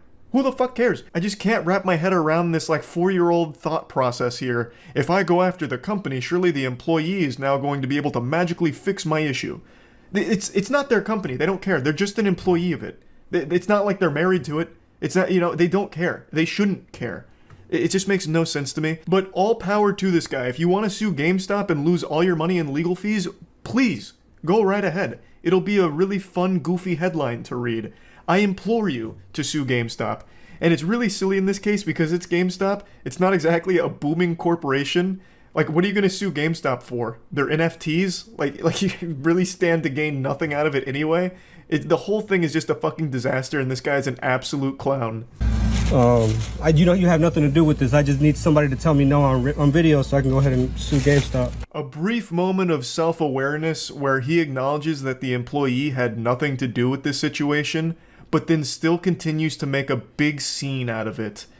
Jesus Christ, it's so painful. I'd rather teabag a barrel of plutonium. I'm just trying to get my money back here. I bought the PS5 bundle, and then they made me buy a whole bundle, which isn't even on my receipt. I didn't sign no contract under you guys' policy. It's just unopened things are returnable. They didn't pass the receipt? Yeah, go ahead. I think you were in here even when I bought it. So yeah, I got pressured into buying a bundle. I didn't even want it. So I got 3 games and the charging case. I kept the controller there. You got pressured into buying a bundle, and now you regret it. What do you mean you got pressured into buying a bundle? What, did the employees throw you against the lockers like it was football hazing? And take the goddamn credit card out of your wallet to make this purchase? What the fuck do you mean you got pressured into buying a PS5? Were you just sitting there trembling like, oh my god, they're talking about a bundle. Fuck, I'm gonna have to do it. Sweat pouring down your face. You like 8 years old? You come in here acting like a big man, but your issue makes it seem like you're just a big baby. Like, what the fuck, man? Jesus. And the whole issue is super stupid anyway, because when you buy a PS5, you get games with it. It's bundled up. And I think the reason, and I could be wrong, this one I'm not 100% sure on, the reason they bundle PS5s with games is to prevent scalping or reselling. So that way you're not just getting like the raw console to like resell for profit, you get games with it as well that drive the value up, so you spent more on like the entire package than you did just the actual hardware. I'm pretty sure it's like anti-scalping measures, though I'm not 100% sure. But when you're buying a PS5, you're never just buying like a raw PS5 anymore. It's always bundled. Well, I get where you're coming from, where you didn't want to buy the bundle, but that's the only way you can get the system. Okay, what do you mean by that? So through GameStop, right now we're only doing bundles for PS5. Is that in writing? I know. So you're gonna just say no, huh? Yeah, I can't take it. So you can't give me the refund for this shit right here? No. Absolutely massive props to the employee here, keeping a level head and just delivering a firm no. I love that. Lays out the facts. The only way you get the system is with a bundle. Not much I can do for you there, champ. You made a decision that you regret, and I can't help you. But stop blaming us. It's your fault. You're dumb, not us. Like, okay. When's your manager working so I can come and fuck with him? Because I'm gonna definitely come fuck with him. It should be tomorrow. Tomorrow? What's his shift? He should be in the morning. All right. And what's his name? I just come and I'm just gonna come fuck shit up. Like I'm telling you, I'm not fucking around. The guy who got pressured into buying a PS5 apparently is gonna come make another big scene to the manager of the GameStop. How embarrassing. And this happens every single time. The customer is the one recording this. It blows my mind how every single time there's an event like this, it's always the biggest asshole that's recording it thinking they're right. He posted this in full confidence thinking that TikTok would be on his side, but instead all they did was steam his ham. They fucking slam dunked this guy across all of TikTok and on YouTube. I saw Jamari made a video about this as well. This guy's just become an absolute laughingstock, and it was entirely avoidable multiple ways. A, not making a big hoopla about you making a bad decision financially that you regret. Your fault. Take responsibility. Nothing GameStop can do for you here. And 2, not filming it yourself. You could have just not filmed it. And then 3, if you had the compulsive desire to film it, you couldn't fight the urge just scratching at your neck like, oh, I'm being an asshole and I gotta film it. Yes. Okay. Even after filming it, you could have just not posted it. Like, there were 3 ways of avoiding yourself being an absolute joke on the internet, and somehow all 3 of those filters you went right through. Impressive. This is, yeah, you guys are trying to upsell motherfuckers. I could have paid $800 on StockX if that was the motherfucking case. But you're just getting the system off. I don't want no fucking Ratchet and Clank. Are you kidding me? You know what this is, bro. No, like, I pay $800 for some bullshit. Like, say if like you wanted different games, like you legit like. Can you give me in-store credit for all this? Let me stop you right there, big guy. You do not want in-store credit at GameStop. They will give you like 15 bucks for this entire PS5. It'll be 15 bucks and like 5 toothpicks. In-store credit is the last thing you should be haggling for here. It is not worth it at all. No, y'all trying to play me. It's a brand new game and I'm here to return them. Saying y'all. Y'all GameStop, and you represent GameStop. You ain't got no name tag or shirt, but you GameStop. So that's why I'm saying y'all. Yeah, if you don't want to represent it, then quit. I work. Ah, yes, the classic. You work at GameStop, which means you are GameStop. So all of my problems are your problems. It's I don't even know where to start with what just happened there. Telling him to quit if he doesn't rep GameStop. What does that mean? What are you talking about? This guy's giving you all the answers to your questions and you're still mad at him. It's your fault. You signed the receipt. You didn't have to pay $800 for the bundle if you didn't want to. You not only signed the receipt, you walked out of there and you went home, you marinated on it, and then you came back and made a big scene about it. Like, it's your fault. It's not this guy's fault. Telling him to quit his job if he's not there to, like, fight for GameStop tooth and nail is so silly. Oh, I can't stand, like, customers like this. These videos just always boil my blood. I've never even worked in like the customer service industries or anything like that, but my heart absolutely breaks for the people that have. It seems so miserable. And seeing customers in real life, like you see the worst fucking people. It's so aggravating. So yeah, I just wanted to talk about this a bit since the video was floating around, and that's really about it. See ya. A few years ago, we were blessed with one of the finest public meltdowns this world has ever seen. The Bagel Boss guy.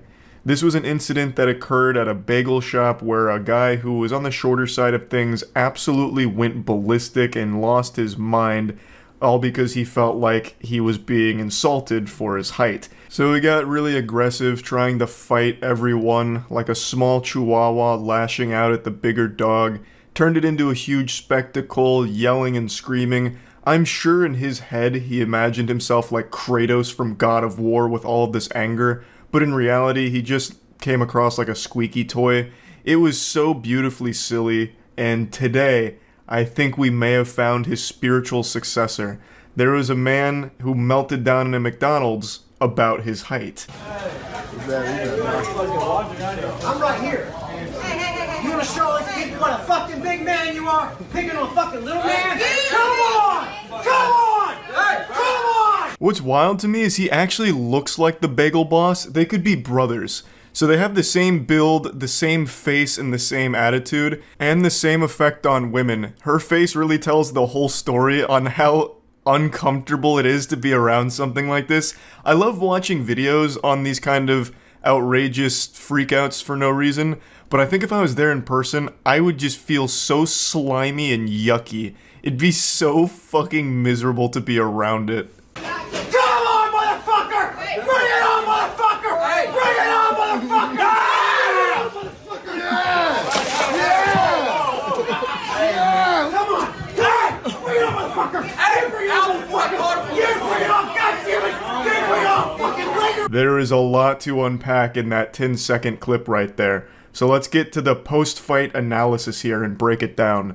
So after getting into this man's face and yelling point blank at him like it was a Call of Duty lobby on Xbox Live, the guy finally has enough and he starts yelling back, which I think is adorable. That's like something you do to handle a bear. Like if you're trapped and a bear's coming at you and it's hungry and salivating, you just make yourself look big and get real loud. So this guy just yells back at him and then throws him against the wall. And the smaller gentleman here, his brain malfunctions, I guess, so he takes his soda, he throws it on himself, fucking waterboards himself with the Coke, and then throws it on the ground, only to slip on it. So this man just Macaulay Culkin booby-trapped himself, so he slips like it's a banana peel out of Mario Kart, hits the ground really hard, and struggles to get up briefly, and then the fight gets broken up, unfortunately. If you can even call this a fight. This is just such a sad Looney Tunes level event, what happened here. Nothing went right for the instigator here, the smaller guy who's for some reason really upset. Bring your ass out! I'll fucking lay your ass out! You hear me? You hear me? I will lay your ass down! I want to see this altercation from this guy's perspective because he's doing a much better job than the current cameraman.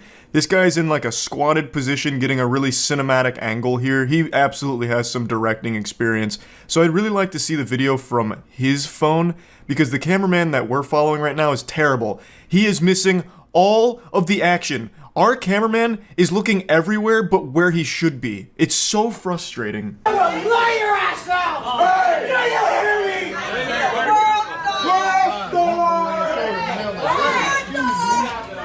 Unfortunately, this is all we get here because I guess the cameraman was too fucking drunk to just focus on one thing. I don't know what he was doing. Just constantly turning around like clothes in a washing machine. The second the action started, he just blanked out and just got everything that wasn't important. Filming the wall, filming people behind him, looking at the ground, never once getting them in frame again. It's so frustrating. I would really like the other angles here, but I haven't been able to find them yet. It's unfortunate we don't get to see the conclusion, but at least we get to hear some of it. The smaller guy keeps saying, "I'm gonna lay your ass out," which I think is a hollow threat. I think the time for intimidation is long past since you just took yourself out. So, like, it's kind of hard to make people afraid of you after that when it comes to fighting. I think he should have just cut his losses, and once they were broken up, maybe just give him, like, a cool one-liner on the way out, like, "You're lucky this guy stopped me, or else you'd be in the hospital from me beating your ass mercilessly," and then just leave. But if you keep saying I'm gonna lay your ass out after you actually just ate shit on your own accord, it's just kind of more embarrassing, I would say.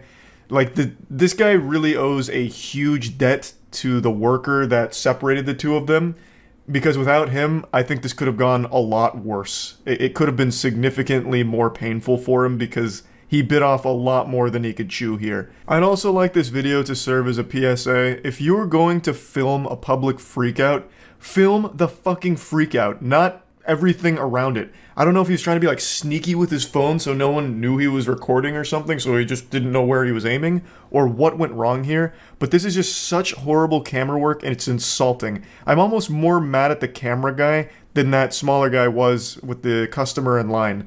Like, it makes me so upset. I'm getting furious. I'm getting short man rage right now because the cameraman couldn't fucking focus on the action. Just, you know, you're there filming, you've made the decision to film, now be good at it. Or at least competent, like close to it. Because the second that this like started to pop off, we lose all visual on it. It's so upsetting, it's so frustrating. And another thing, every time these freakouts happen, one thing that I always find interesting is people start laughing at them, like directly, or in this case shouting World Star and laughing at them and filming. You have to feel like such a clown. You know, like you're super mad, like you're ready to fight and everyone's laughing at you. It has to be the worst feeling ever and just makes you even more mad. It happens in every freakout video ever, and I can only imagine how much that fuels the rage in like this endless cycle. So, pretty great video overall, a good freakout. It's McDonald's, so you're always guaranteed some great quality freakouts, and yeah, that's really about it. So yeah, you guys know me. I love a good freakout where someone completely fails to control their emotions and makes an absolute fool out of themselves in public. But you know what I love more than that? A good story. But what happens when a good story meets a good public meltdown? You get a piece of art. Something that not even Leonardo da Vinci could paint. He couldn't portray such beauty. And today I'm happy to say we were blessed with this perfect storm. We got an absolutely wonderful apocalyptic explosion in public over nothing, and an incredible narrative to accompany it. Do you have a vagina? I don't know. That's kind of my business. Do you? Do you have a vagina? I couldn't imagine a stronger intro- Oh my god. Oh my god. That was my dog. She just scared me. She must have been having a dream and kicked my chair. I thought for sure an earthquake had just hit Florida. Wow. Alright, now that my heart rate's come down after that jump scare, what I was saying is this is one of the finest beginnings to any fairy tale I've ever heard. Like, imagine if Harry Potter had started with a question like this: do you have a vagina? It immediately sets the tone for the rest of this video here. You don't need to be asking this person. Yeah, that's a weird thing to ask. You're the one asking me what gender I am. I didn't ever ask you that. You're asking my pronouns. I didn't ask that either. Do I look like a man? I don't know what you look like. Do I sound like a man? Maybe, I don't know. There's a lot to unpack here, so let's pour some milk on this cereal.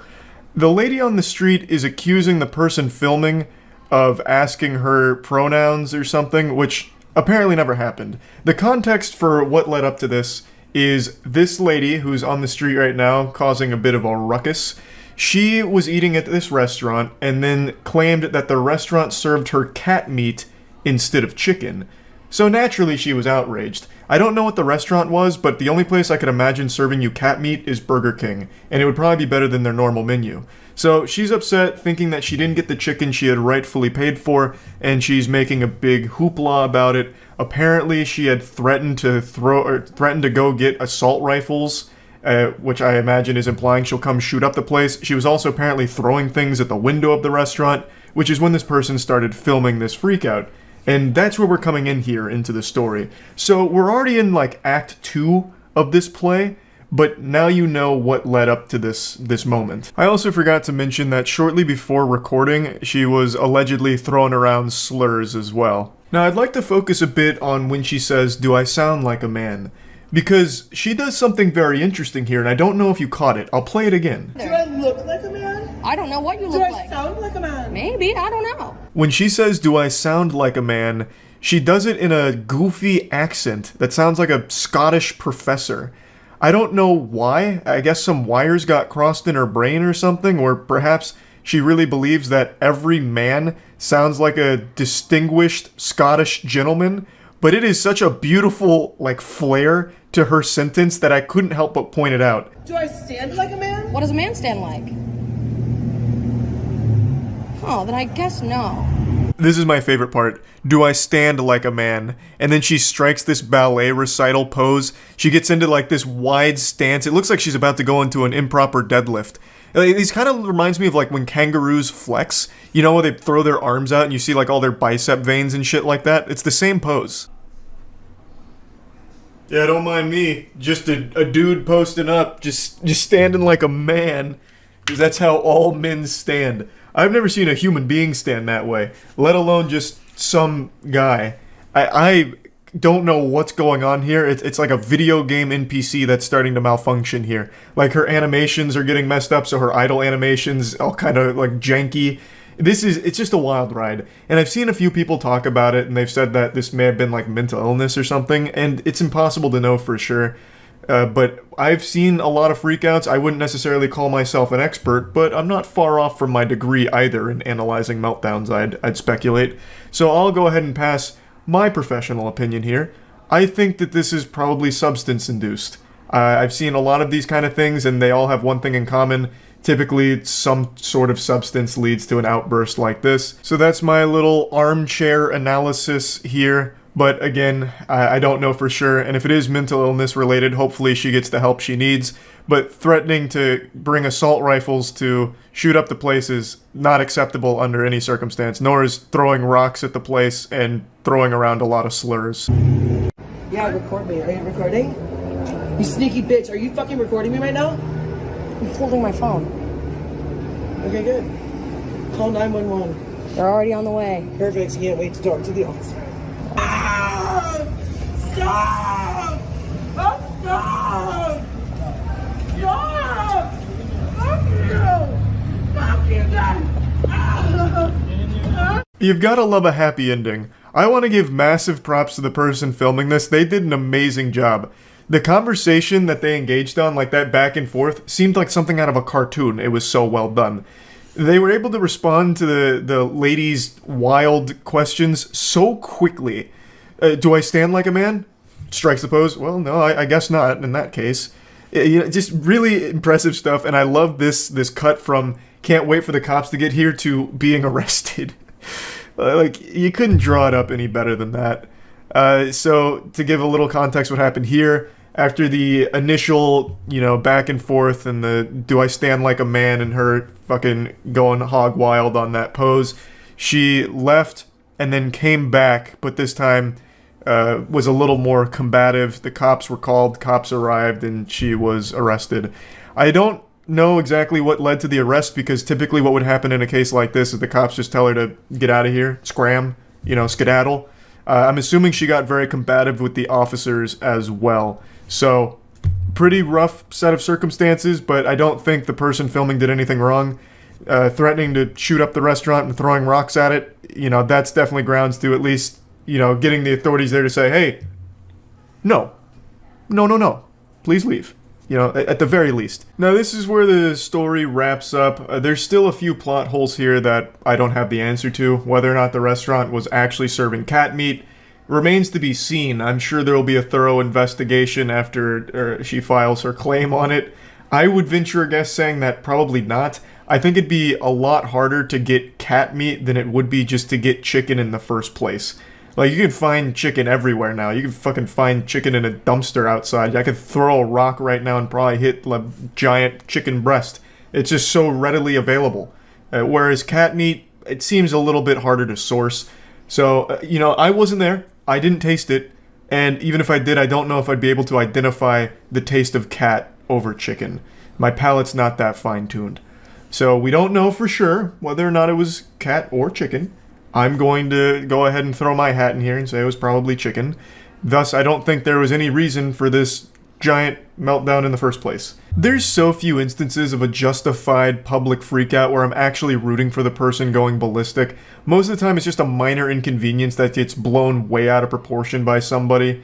But the ones where I do root for the person going wild are the ones where it's like in court and the person who murdered a family member or did something heinous to a family member gets beat up by that family, or somebody like goes after them and gets a few rogue punches in before the cops separate them. I'm always pumping my fist saying, you know what, great. But aside from those extreme cases, it's never worth embarrassing yourself like this in public at all.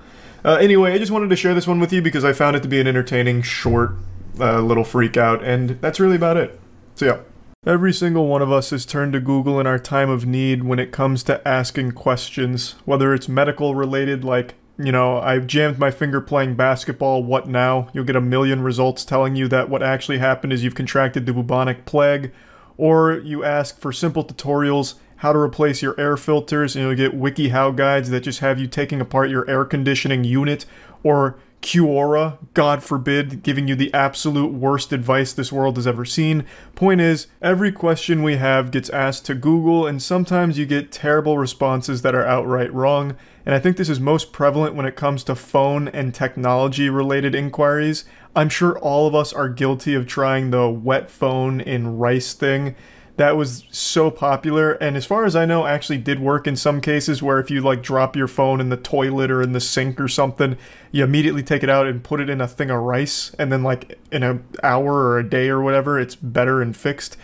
Well, it doesn't work for every possible water-related damage to a phone, and that was a lesson that this guy learned the hard way and was not ready to accept, so he made a massive fucking scene about his phone being repaired. Someone just told me phones. Someone just told me this morning, I'm talking about a water damaged phone. Okay. Someone told me this morning that they put a whole video camera in a bag of white rice and it solved the problem. Okay. Why would it not solve this?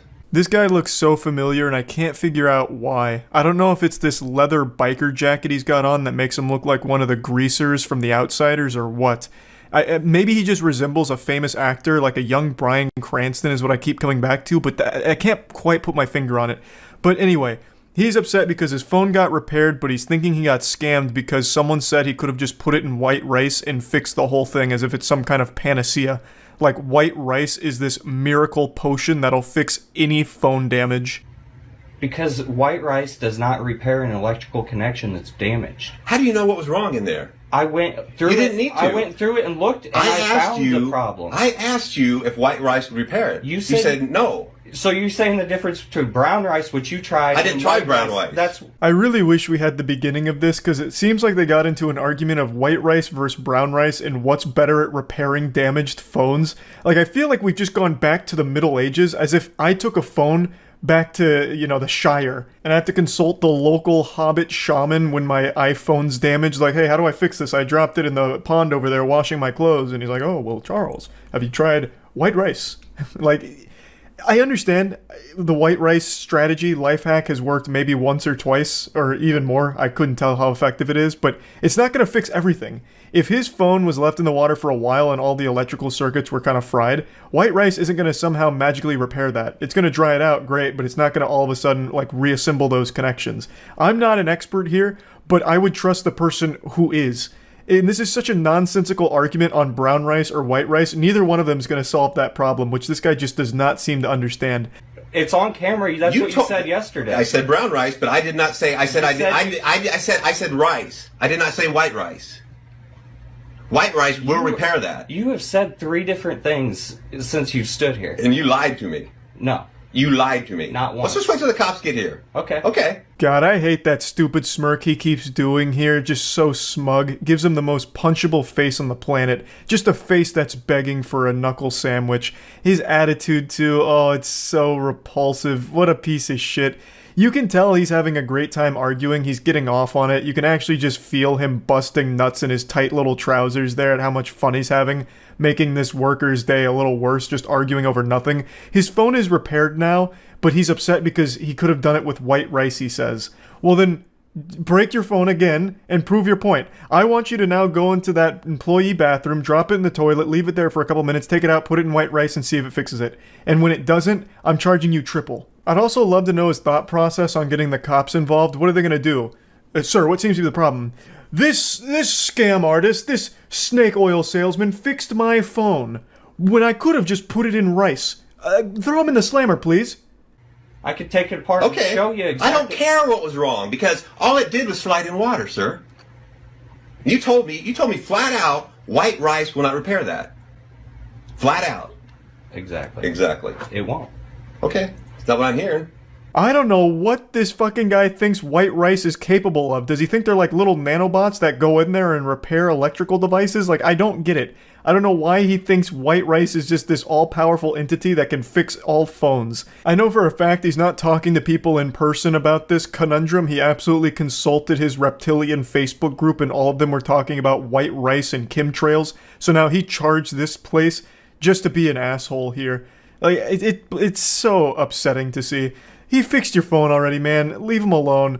If you want to go use white rice and brown rice, or, Jesus Christ, even wild rice if we're talking, you know, magic, then go ahead and do that next time. This guy's such a confusing, stupid asshole as well. He said that the employee lied to him, telling him that rice wouldn't work, which it wouldn't, I imagine. But if you went to this store to get your phone repaired, why would you even ask about rice without trying it yourself? Why would you drive all the way there and then ask them about rice, when apparently all your friends know better than the expert? Why not just try the rice first and see if it worked? And when that didn't work, go to this guy. Why do this first and then come back complaining about, you know, rice was an option? Well, what you hear and what I actually did are two different things. I don't care what you did. Yeah, you... No, I don't. Okay, so what kind of world do you live in where what is actually repaired and what you're told are two different things and you don't care to know the truth? I do care to know the truth. Okay. You can't handle the truth, you fucking wax statue. This man has told you a million times rice wouldn't work, and you don't know if rice 100% would have. I'm very confident that rice probably wouldn't have, and I don't even know the situation here. So, like, I don't know why he's even having this argument. It's so fucking worthless. He's just here to make a scene because he's got nothing else going on in his life, and he's just one of those people that thrive on controversy, so he's here, and he's just enjoying the misery of this whole situation. I've been told by many people that white rice will do it. Okay. I come in here to your business, you tell me it won't. I can tell you the world is flat. A lot of people tell me it won't. It isn't.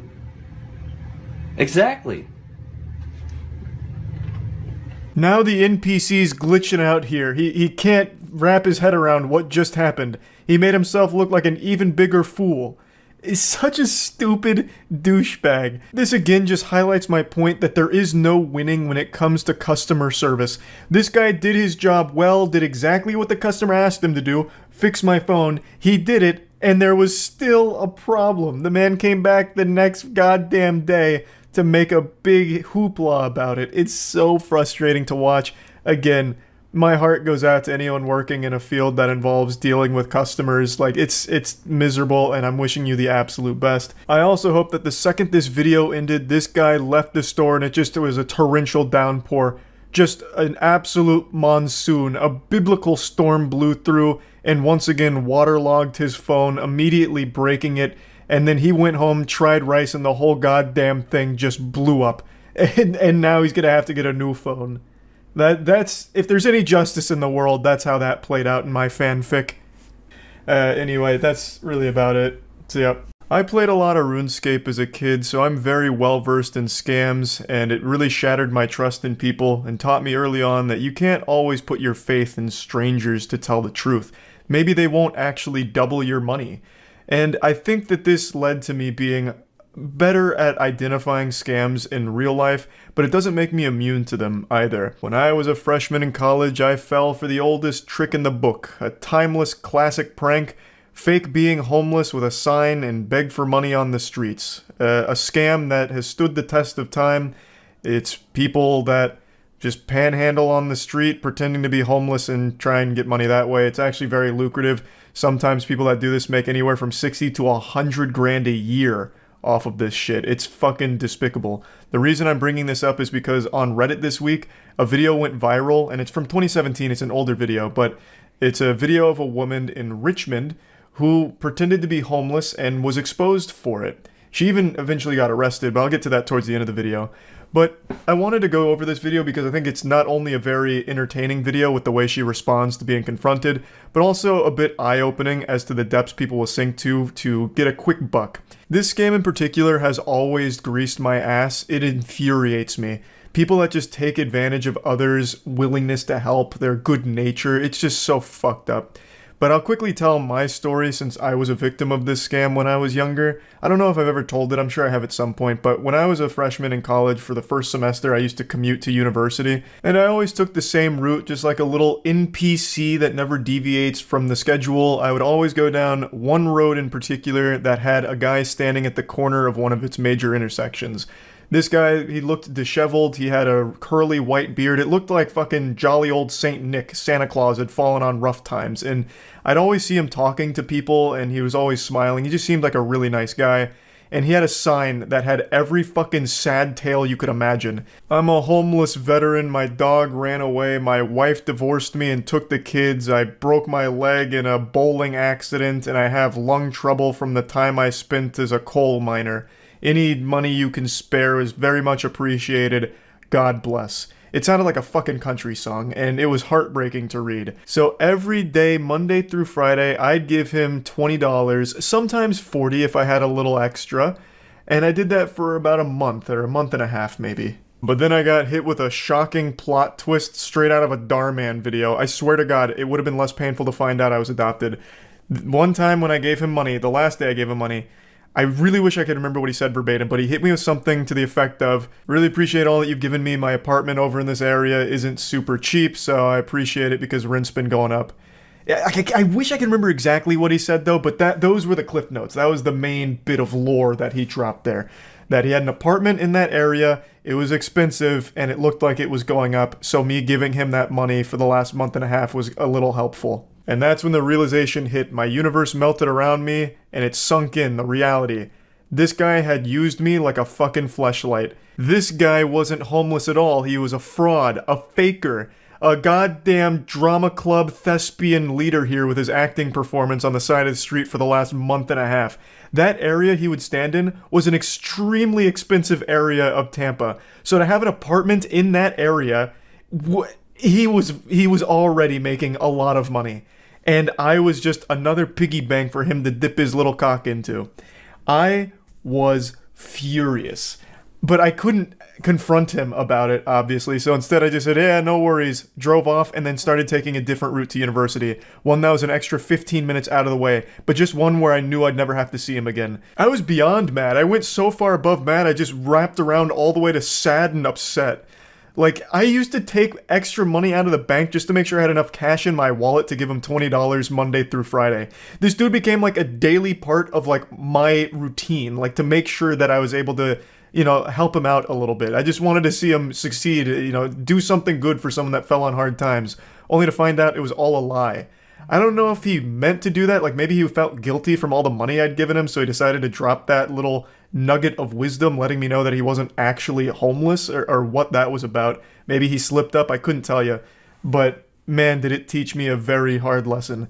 I know that was a long story, and I still haven't even played the video of the fake homeless woman here, but I just needed to let you all know that this shit makes me fucking mad. There's no audio in the beginning of the video here, probably because it's just them puking from disgust at what this woman's doing. So it's just showing that she's going car to car, asking for money, and can even be very aggressive with the way she panhandles apparently, and then they eventually follow her all the way to her car, which is parked nearby. She's not actually homeless, she has a very modern car. This video is from 2017, so her 2014 vehicle here is a very modern, pretty expensive car. So obviously, she's not actually on hard times, she shouldn't be begging for money. I shouldn't need to explain that to anyone. I don't think there's anyone out there that'd be like, well, Charlie, it's a legitimate profession, taking advantage of people's willingness to help someone in need. You know, this is her job. This is her 9-to-5 work, begging for money under the false notion that she's homeless and needs it, when clearly she doesn't. So, just a whole lot of bullshit, just a slimy, pathetic worm here. And this is 2014, so I'm assuming by now she's moved on to doing OnlyFans, probably to moderate to no success there would be my guess, or she might be back on the streets scamming. There's no telling for sure, but she gets confronted here by these two men that are filming, and then her immediate response is to once again just try and play the victim, so she walks over to the local McDonald's to try and get them involved. I always love this immediate response. I'm calling the cops. Yeah, you've caught me on film scamming and doing something illegal. You can't panhandle like this. It's a crime. But I'm gonna call the cops on you because you're making me uncomfortable with your video exposing me. In fact, you're hurting my feelings. The delusion is just always so fascinating to me. Like, what could she possibly think would have happened if the cops showed up? They were gonna take her side? well, I mean, gentlemen, you are filming her in public. You're going to jail. It's a capital offense. Ma'am, please go back out there and keep scamming. Like, she had to have, at least for a brief second, had some neurons fire to tell her that it's a bad idea. Like, I'm breaking the law? Why would I call the cops on myself? It's a big fucking self-report. You know, maybe I should just get in my car and leave. But for some reason, that line of thinking doesn't compute with her. So instead, she tries to, like, get the police involved and McDonald's involved. God, I love the response from the employee here. Like, I don't know. What are you talking? I don't know why they're filming you. Who are you? Fucking crazy lady? A lunatic? You escaped from Arkham Asylum? Why are you asking me? Christ, I don't know what's going on here. Why are you making me open this window here and then bombard me with, like, an interrogation? I don't know what the fuck is happening. You know, like, I don't know what the scammer could have possibly expected here. Knock on the window, Ronald McDonald answers and, like, comes outside to save the day. Like, hey, stop filming her right now, gentlemen. In my establishment, not at Mickey D's. Thank you, we got everything we need. That's illegal to do that. Come here. That's exactly right. Ma'am, I don't know what's going on. I just work here. Like, she's just doing her job. She's not going to take your side. She doesn't know what the situation is. I don't know why you think she would all of a sudden try and, like, defend you or your honor or whatever. I don't know why you're asking her these questions anyway, like you're trying to report something to the principal of a middle school. It's just ridiculous. I feel so bad for the employee in this situation. That's got to be so uncomfortable. Just doing your job and then all of a sudden you get caught off guard by a completely unhinged, deranged goober. I'm going to try and be a little armchair psychologist for a moment. Her continuously asking the employee, like, what is this guy saying? It must be her defense mechanism, like her cope of like, oh, no, I'm not doing anything wrong. Do you hear this? Do you hear these crazy people? Do you hear what they're saying? Me taking money from people? Like, what is that, huh? Do you know what they're saying? She just strikes me as someone that takes no responsibility for her own actions and views herself like an angel, a saint that never does anything wrong. She's perfect and morally beautiful. Nothing she's done is indefensible or bad.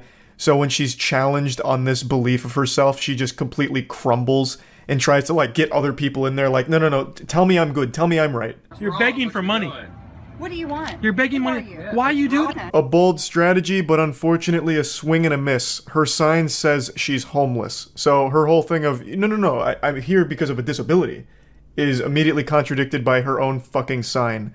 Also, I will say, she has great fashion sense. She's wearing a shirt that says, I train while you sleep. So checkmate, nerds. While we're all snoozing and catching our embarrassing wet dreams, she's out there on that grind, the Sigma grind, scamming. What a hero. She's like a random encounter in an MMO right now. She just keeps going up to anybody around the area like, excuse me, these people are saying that I'm not a good person. Can you believe that? Isn't that ridiculous? And then she even tries to say that she can't get in her car and leave, that they're blocking her. But they're not. She can get in her car and leave at any point, and at the end of the video she does. Spoiler alert. They weren't blocking her at all. They were just following her around, insulting her, and rightfully calling her out on this bullshit. This fucking imbecile even tries to flag down a customer that's just leaving the restaurant after getting their meal to try and, like, talk to them and get them involved in all of this. It's so weird. And she constantly keeps mentioning that someone's going to kill them, that what they're doing is going to get them killed, which is of course pretty fucked up.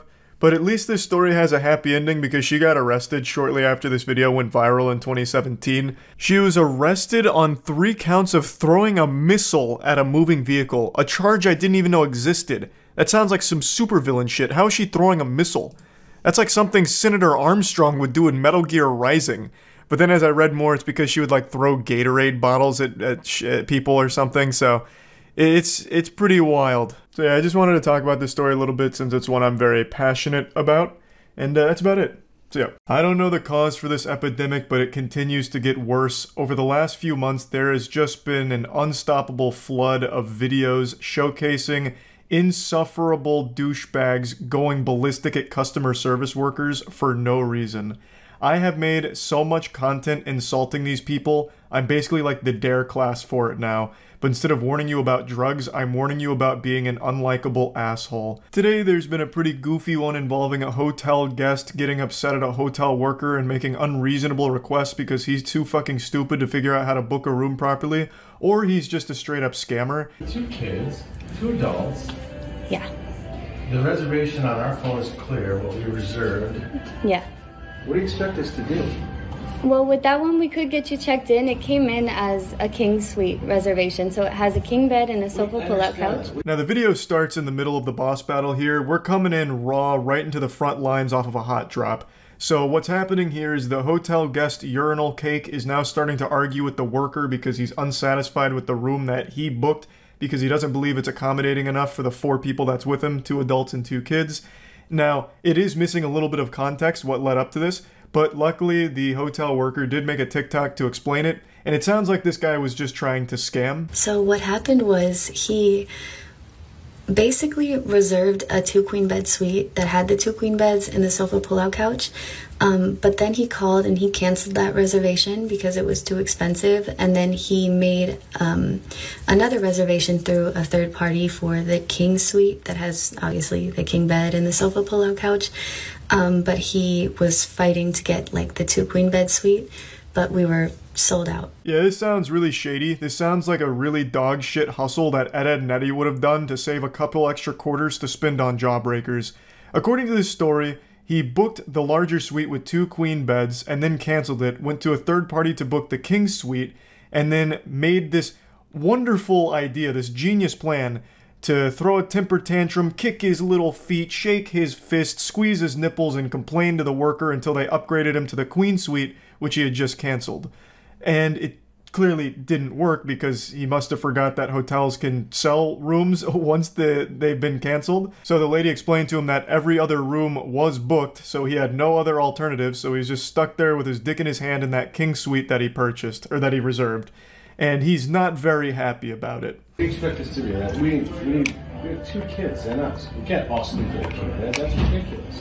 Yeah, I understand. It's the way that Booking.com sent us the reservation, so all that we have is that, and we're sold out for tonight. Okay, I get that. So what do you expect us to do? That's my question. What do you mean, what does she expect you to do? She expects you to go fuck yourself. Who cares? She's not your mom. It's not her responsibility to coddle you. She's given you the cold, hard truth, and you're refusing to accept it, and there's nothing she can do. There's no wiggle room to somehow just snap her fingers and all of a sudden all of the hotel rooms are available for you to take your pick of. It's you figure it out. You caused this problem. This is a problem you created. Now you find the solution. You're the one that blew this whole operation here, ruined the family vacation, bah humbugged Christmas away with your terrible booking. You know, that's on you, buddy. Like, I don't understand why he's trying to put the onus on her to solve the problem he created. And again, this is assuming this wasn't a scam from the get-go, which to me it does sound like it. Like he's going through this sob story of, we have 2 kids. It's 2 adults and 2 kids, and it's cold outside. It's 70 degrees outside. Like, what do you want us to do? Go out there and freeze to death? Oh my god, we're gonna fucking starve if we don't get this double queen bedroom. No. It seems like he's just trying to drum up a sob story and try and get upgraded and pay the price of the king suite, which was a smaller one. And if the goal was to scam, I think he should have done a better job of acting and come up with a more sympathetic story. Just go whole hog with this one. Double down. Get the family involved. So, you know, get some props. You have your wife wheel in one of the kids on a stretcher, right? With an oxygen tank set up to it, maybe even like a heartbeat monitor or something. And you just like gently pat their head like, it's okay, Cliff. We'll find somewhere else to go tonight. God damn it, Martha, I made him a promise. We'll get him to that doctor's appointment. We just need somewhere to stay first. We'll find it. You know, then maybe with the sympathy and the tears start flowing, then maybe the hotel worker somehow clears up a room. But you just didn't commit hard enough. I do think this is a scam, by the way. I really do get that feeling. He continues to ignore the most crucial part of this statement. It's not just a king bed in that suite. It's a king bed plus a full pull-out couch, or a full pull-out bed from the couch. So that's already 2 beds. You can absolutely, comfortably have 4 people in a 2-bed situation. Now, I do understand that it's possible he's in a loveless marriage and him and his wife haven't shared a bed in the last, like, 10 years, but I think just for one night, they could set that aside, sleep next to each other in order for him to have an extra night to solve this problem. But for some reason, he keeps ignoring that statement about the pull-out couch. That's what I'm saying. Yes, so we could either check you into the room or we could cancel the reservation. That's the only 2 options. Sleep in our car? No, I'm not. I mean, where else are we going to go? Are there any other Holiday Inn Express hotels you can check us into? I don't have the power to do that, but there are Holiday Inn Expresses in Bloomington. So you're not going to help us. You're going to say, take the room as it is, or you're on your own. Yes. Yeah, that's exactly what she should do, and exactly all she can do in this situation. There is no further help she can offer because the whole place is fucking booked, and it's your fault that this has become a catastrophe. What I can do to help you guys is get you guys checked into the room that has the king bed and the sofa pull-out couch. But apart from that, we don't have any other rooms to check you guys into. If it's regarding what you guys reserved, you would have to call booking.com so that they could assist you with something that happened on their end. But this is just the information that we've received from booking.com.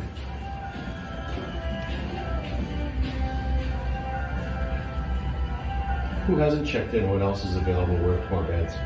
We don't have any other rooms available. Who hasn't checked in yet? Another brilliant plan from the chess master. So now he's wondering if he can just take a room from someone who hasn't currently checked in. I'm sure that's totally legal and won't lead to a huge problem for the hotel worker to do that. Man, this guy really does think he's the main character. I have no doubt he's gone through his entire life with people just absolutely giving him everything he's ever wanted on a silver platter. He just comes across as that kind of entitled douchebag. What an absolutely outrageous ask. Who hasn't checked in yet, and can I have their room? What do you mean, no? These rooms are reserved. I can't take them from somebody that's already reserved a room. You gave somebody our room, right? The way it was supposed to be reserved? No, because we held the room that we had the information for, which is the king suite. That's what booking.com sent over to us, so we kept that room for you guys. You can hear this guy's brain start to melt down as it sloshes against his skull here and hurting itself as it's trying to process everything. So he believes that they've given away the room that he rightfully earned after canceling it. I believe he's referring to the room with 2 queen beds. And so he's for some reason upset about that and trying to guilt trip them like, oh, but this is what we really wanted, even though he had canceled it. So just a big blunder here. How did you think 4 people would fit in that room? I mean, when you see it come in, don't you go, this doesn't make sense? No, because booking.com sends us the information, so that's the reservation, and we hold it as it is. You didn't thoroughly investigate this man's family after he had reserved a room through booking.com? You didn't go to his Facebook page and look at the height and weight of each member of his family in order to deduce whether or not they would comfortably fit into a king suite? Are you even doing your job? Unbelievable. I mean, now I see the guy has a point. Just what a fucking stupid asshole. Holy shit. And again, he keeps ignoring the most important part. It's not just 1 king bed in that room. There's also a full mattress on that sofa. It's a pull-out couch. So he can absolutely fit his whole family there. 4 people can stay in 2 beds. It's been done plenty of times before. I've also been in the situations like that where it's no problem at all. It's pretty easy. So you think 4 of us can sleep in that room? That's your suggestion? I'm not too sure how you guys were going to, do the setup in there. We just have the reservation as it was sent in to us.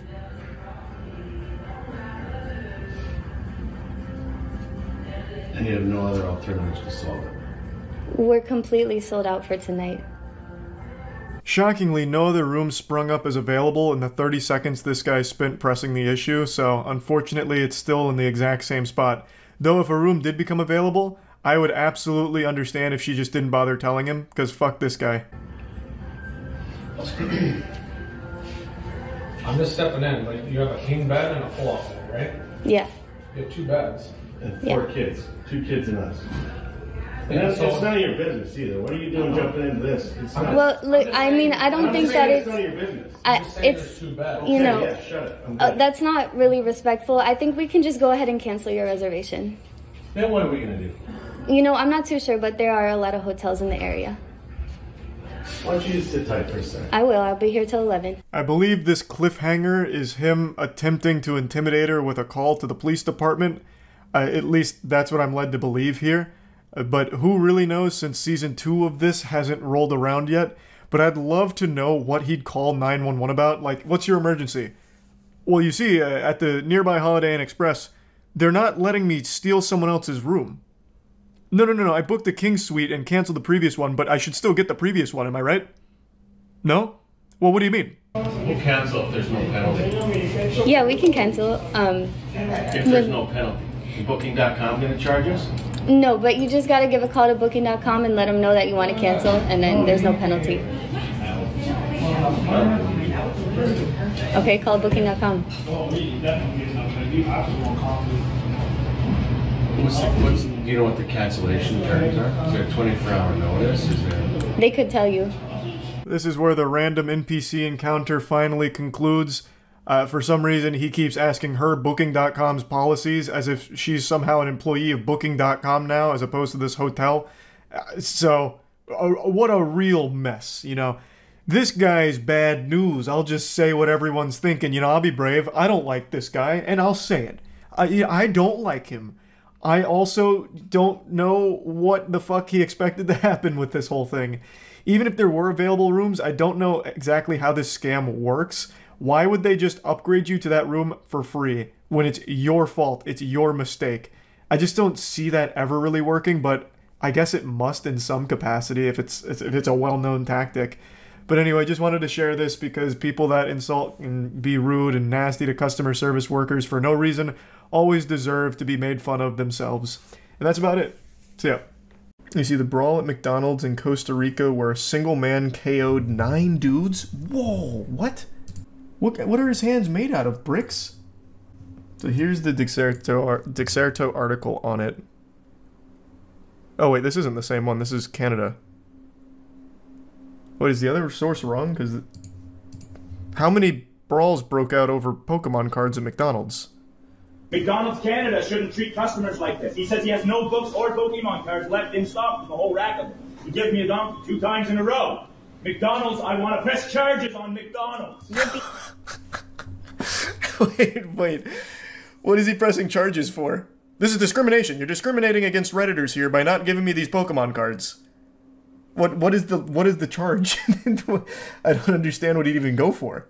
No, I'm not being worse than a sick child. I want yes, you are. Put it online. Put it online. I'm being targeted. Oh, I will if you want. Being targeted? I wasn't going to, but Please I put will. it online. I'll continue because Churro, Nova Scotia, Canada, McDonald's, and say they don't have a book or Pokemon cards in the building.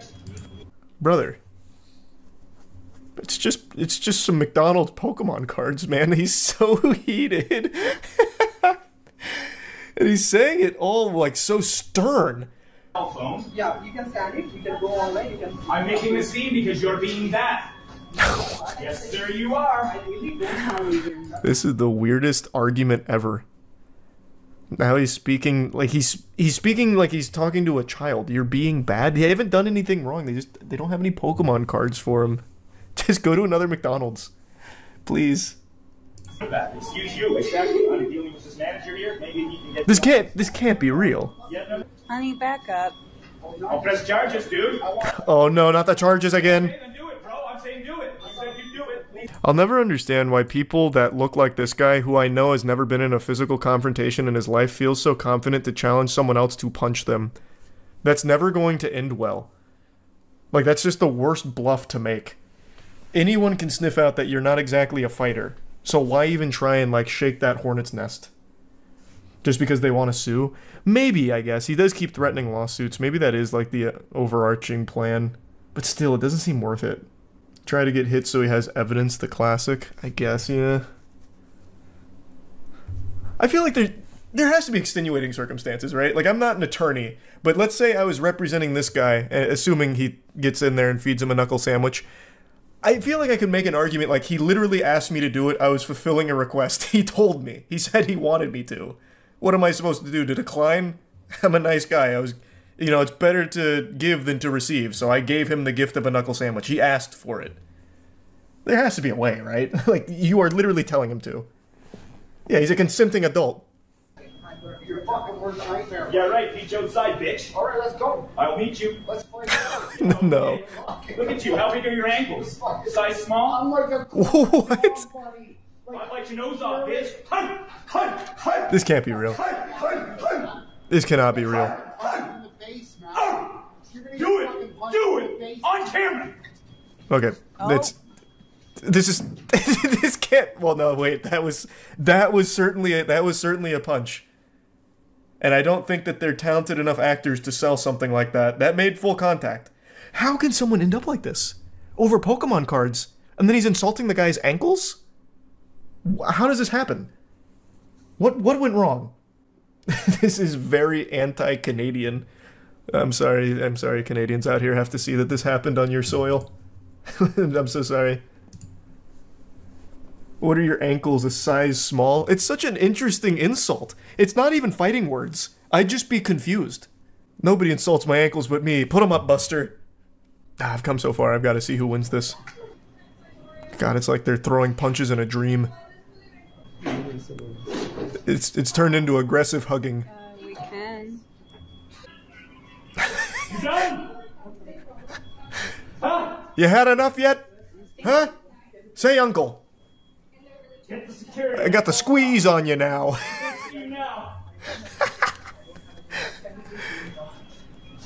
I'm gonna beat my Pokemon cards out of you like it's a Mario coin block.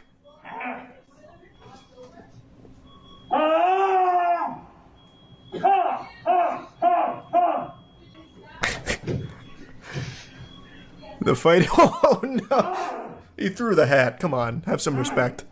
This is so fucking weird. This is so weird. Like, even the fight is confusing to me. Not that I'd necessarily be good in a fight either, but I'd like to think if I got into a scuffle, it wouldn't look like this.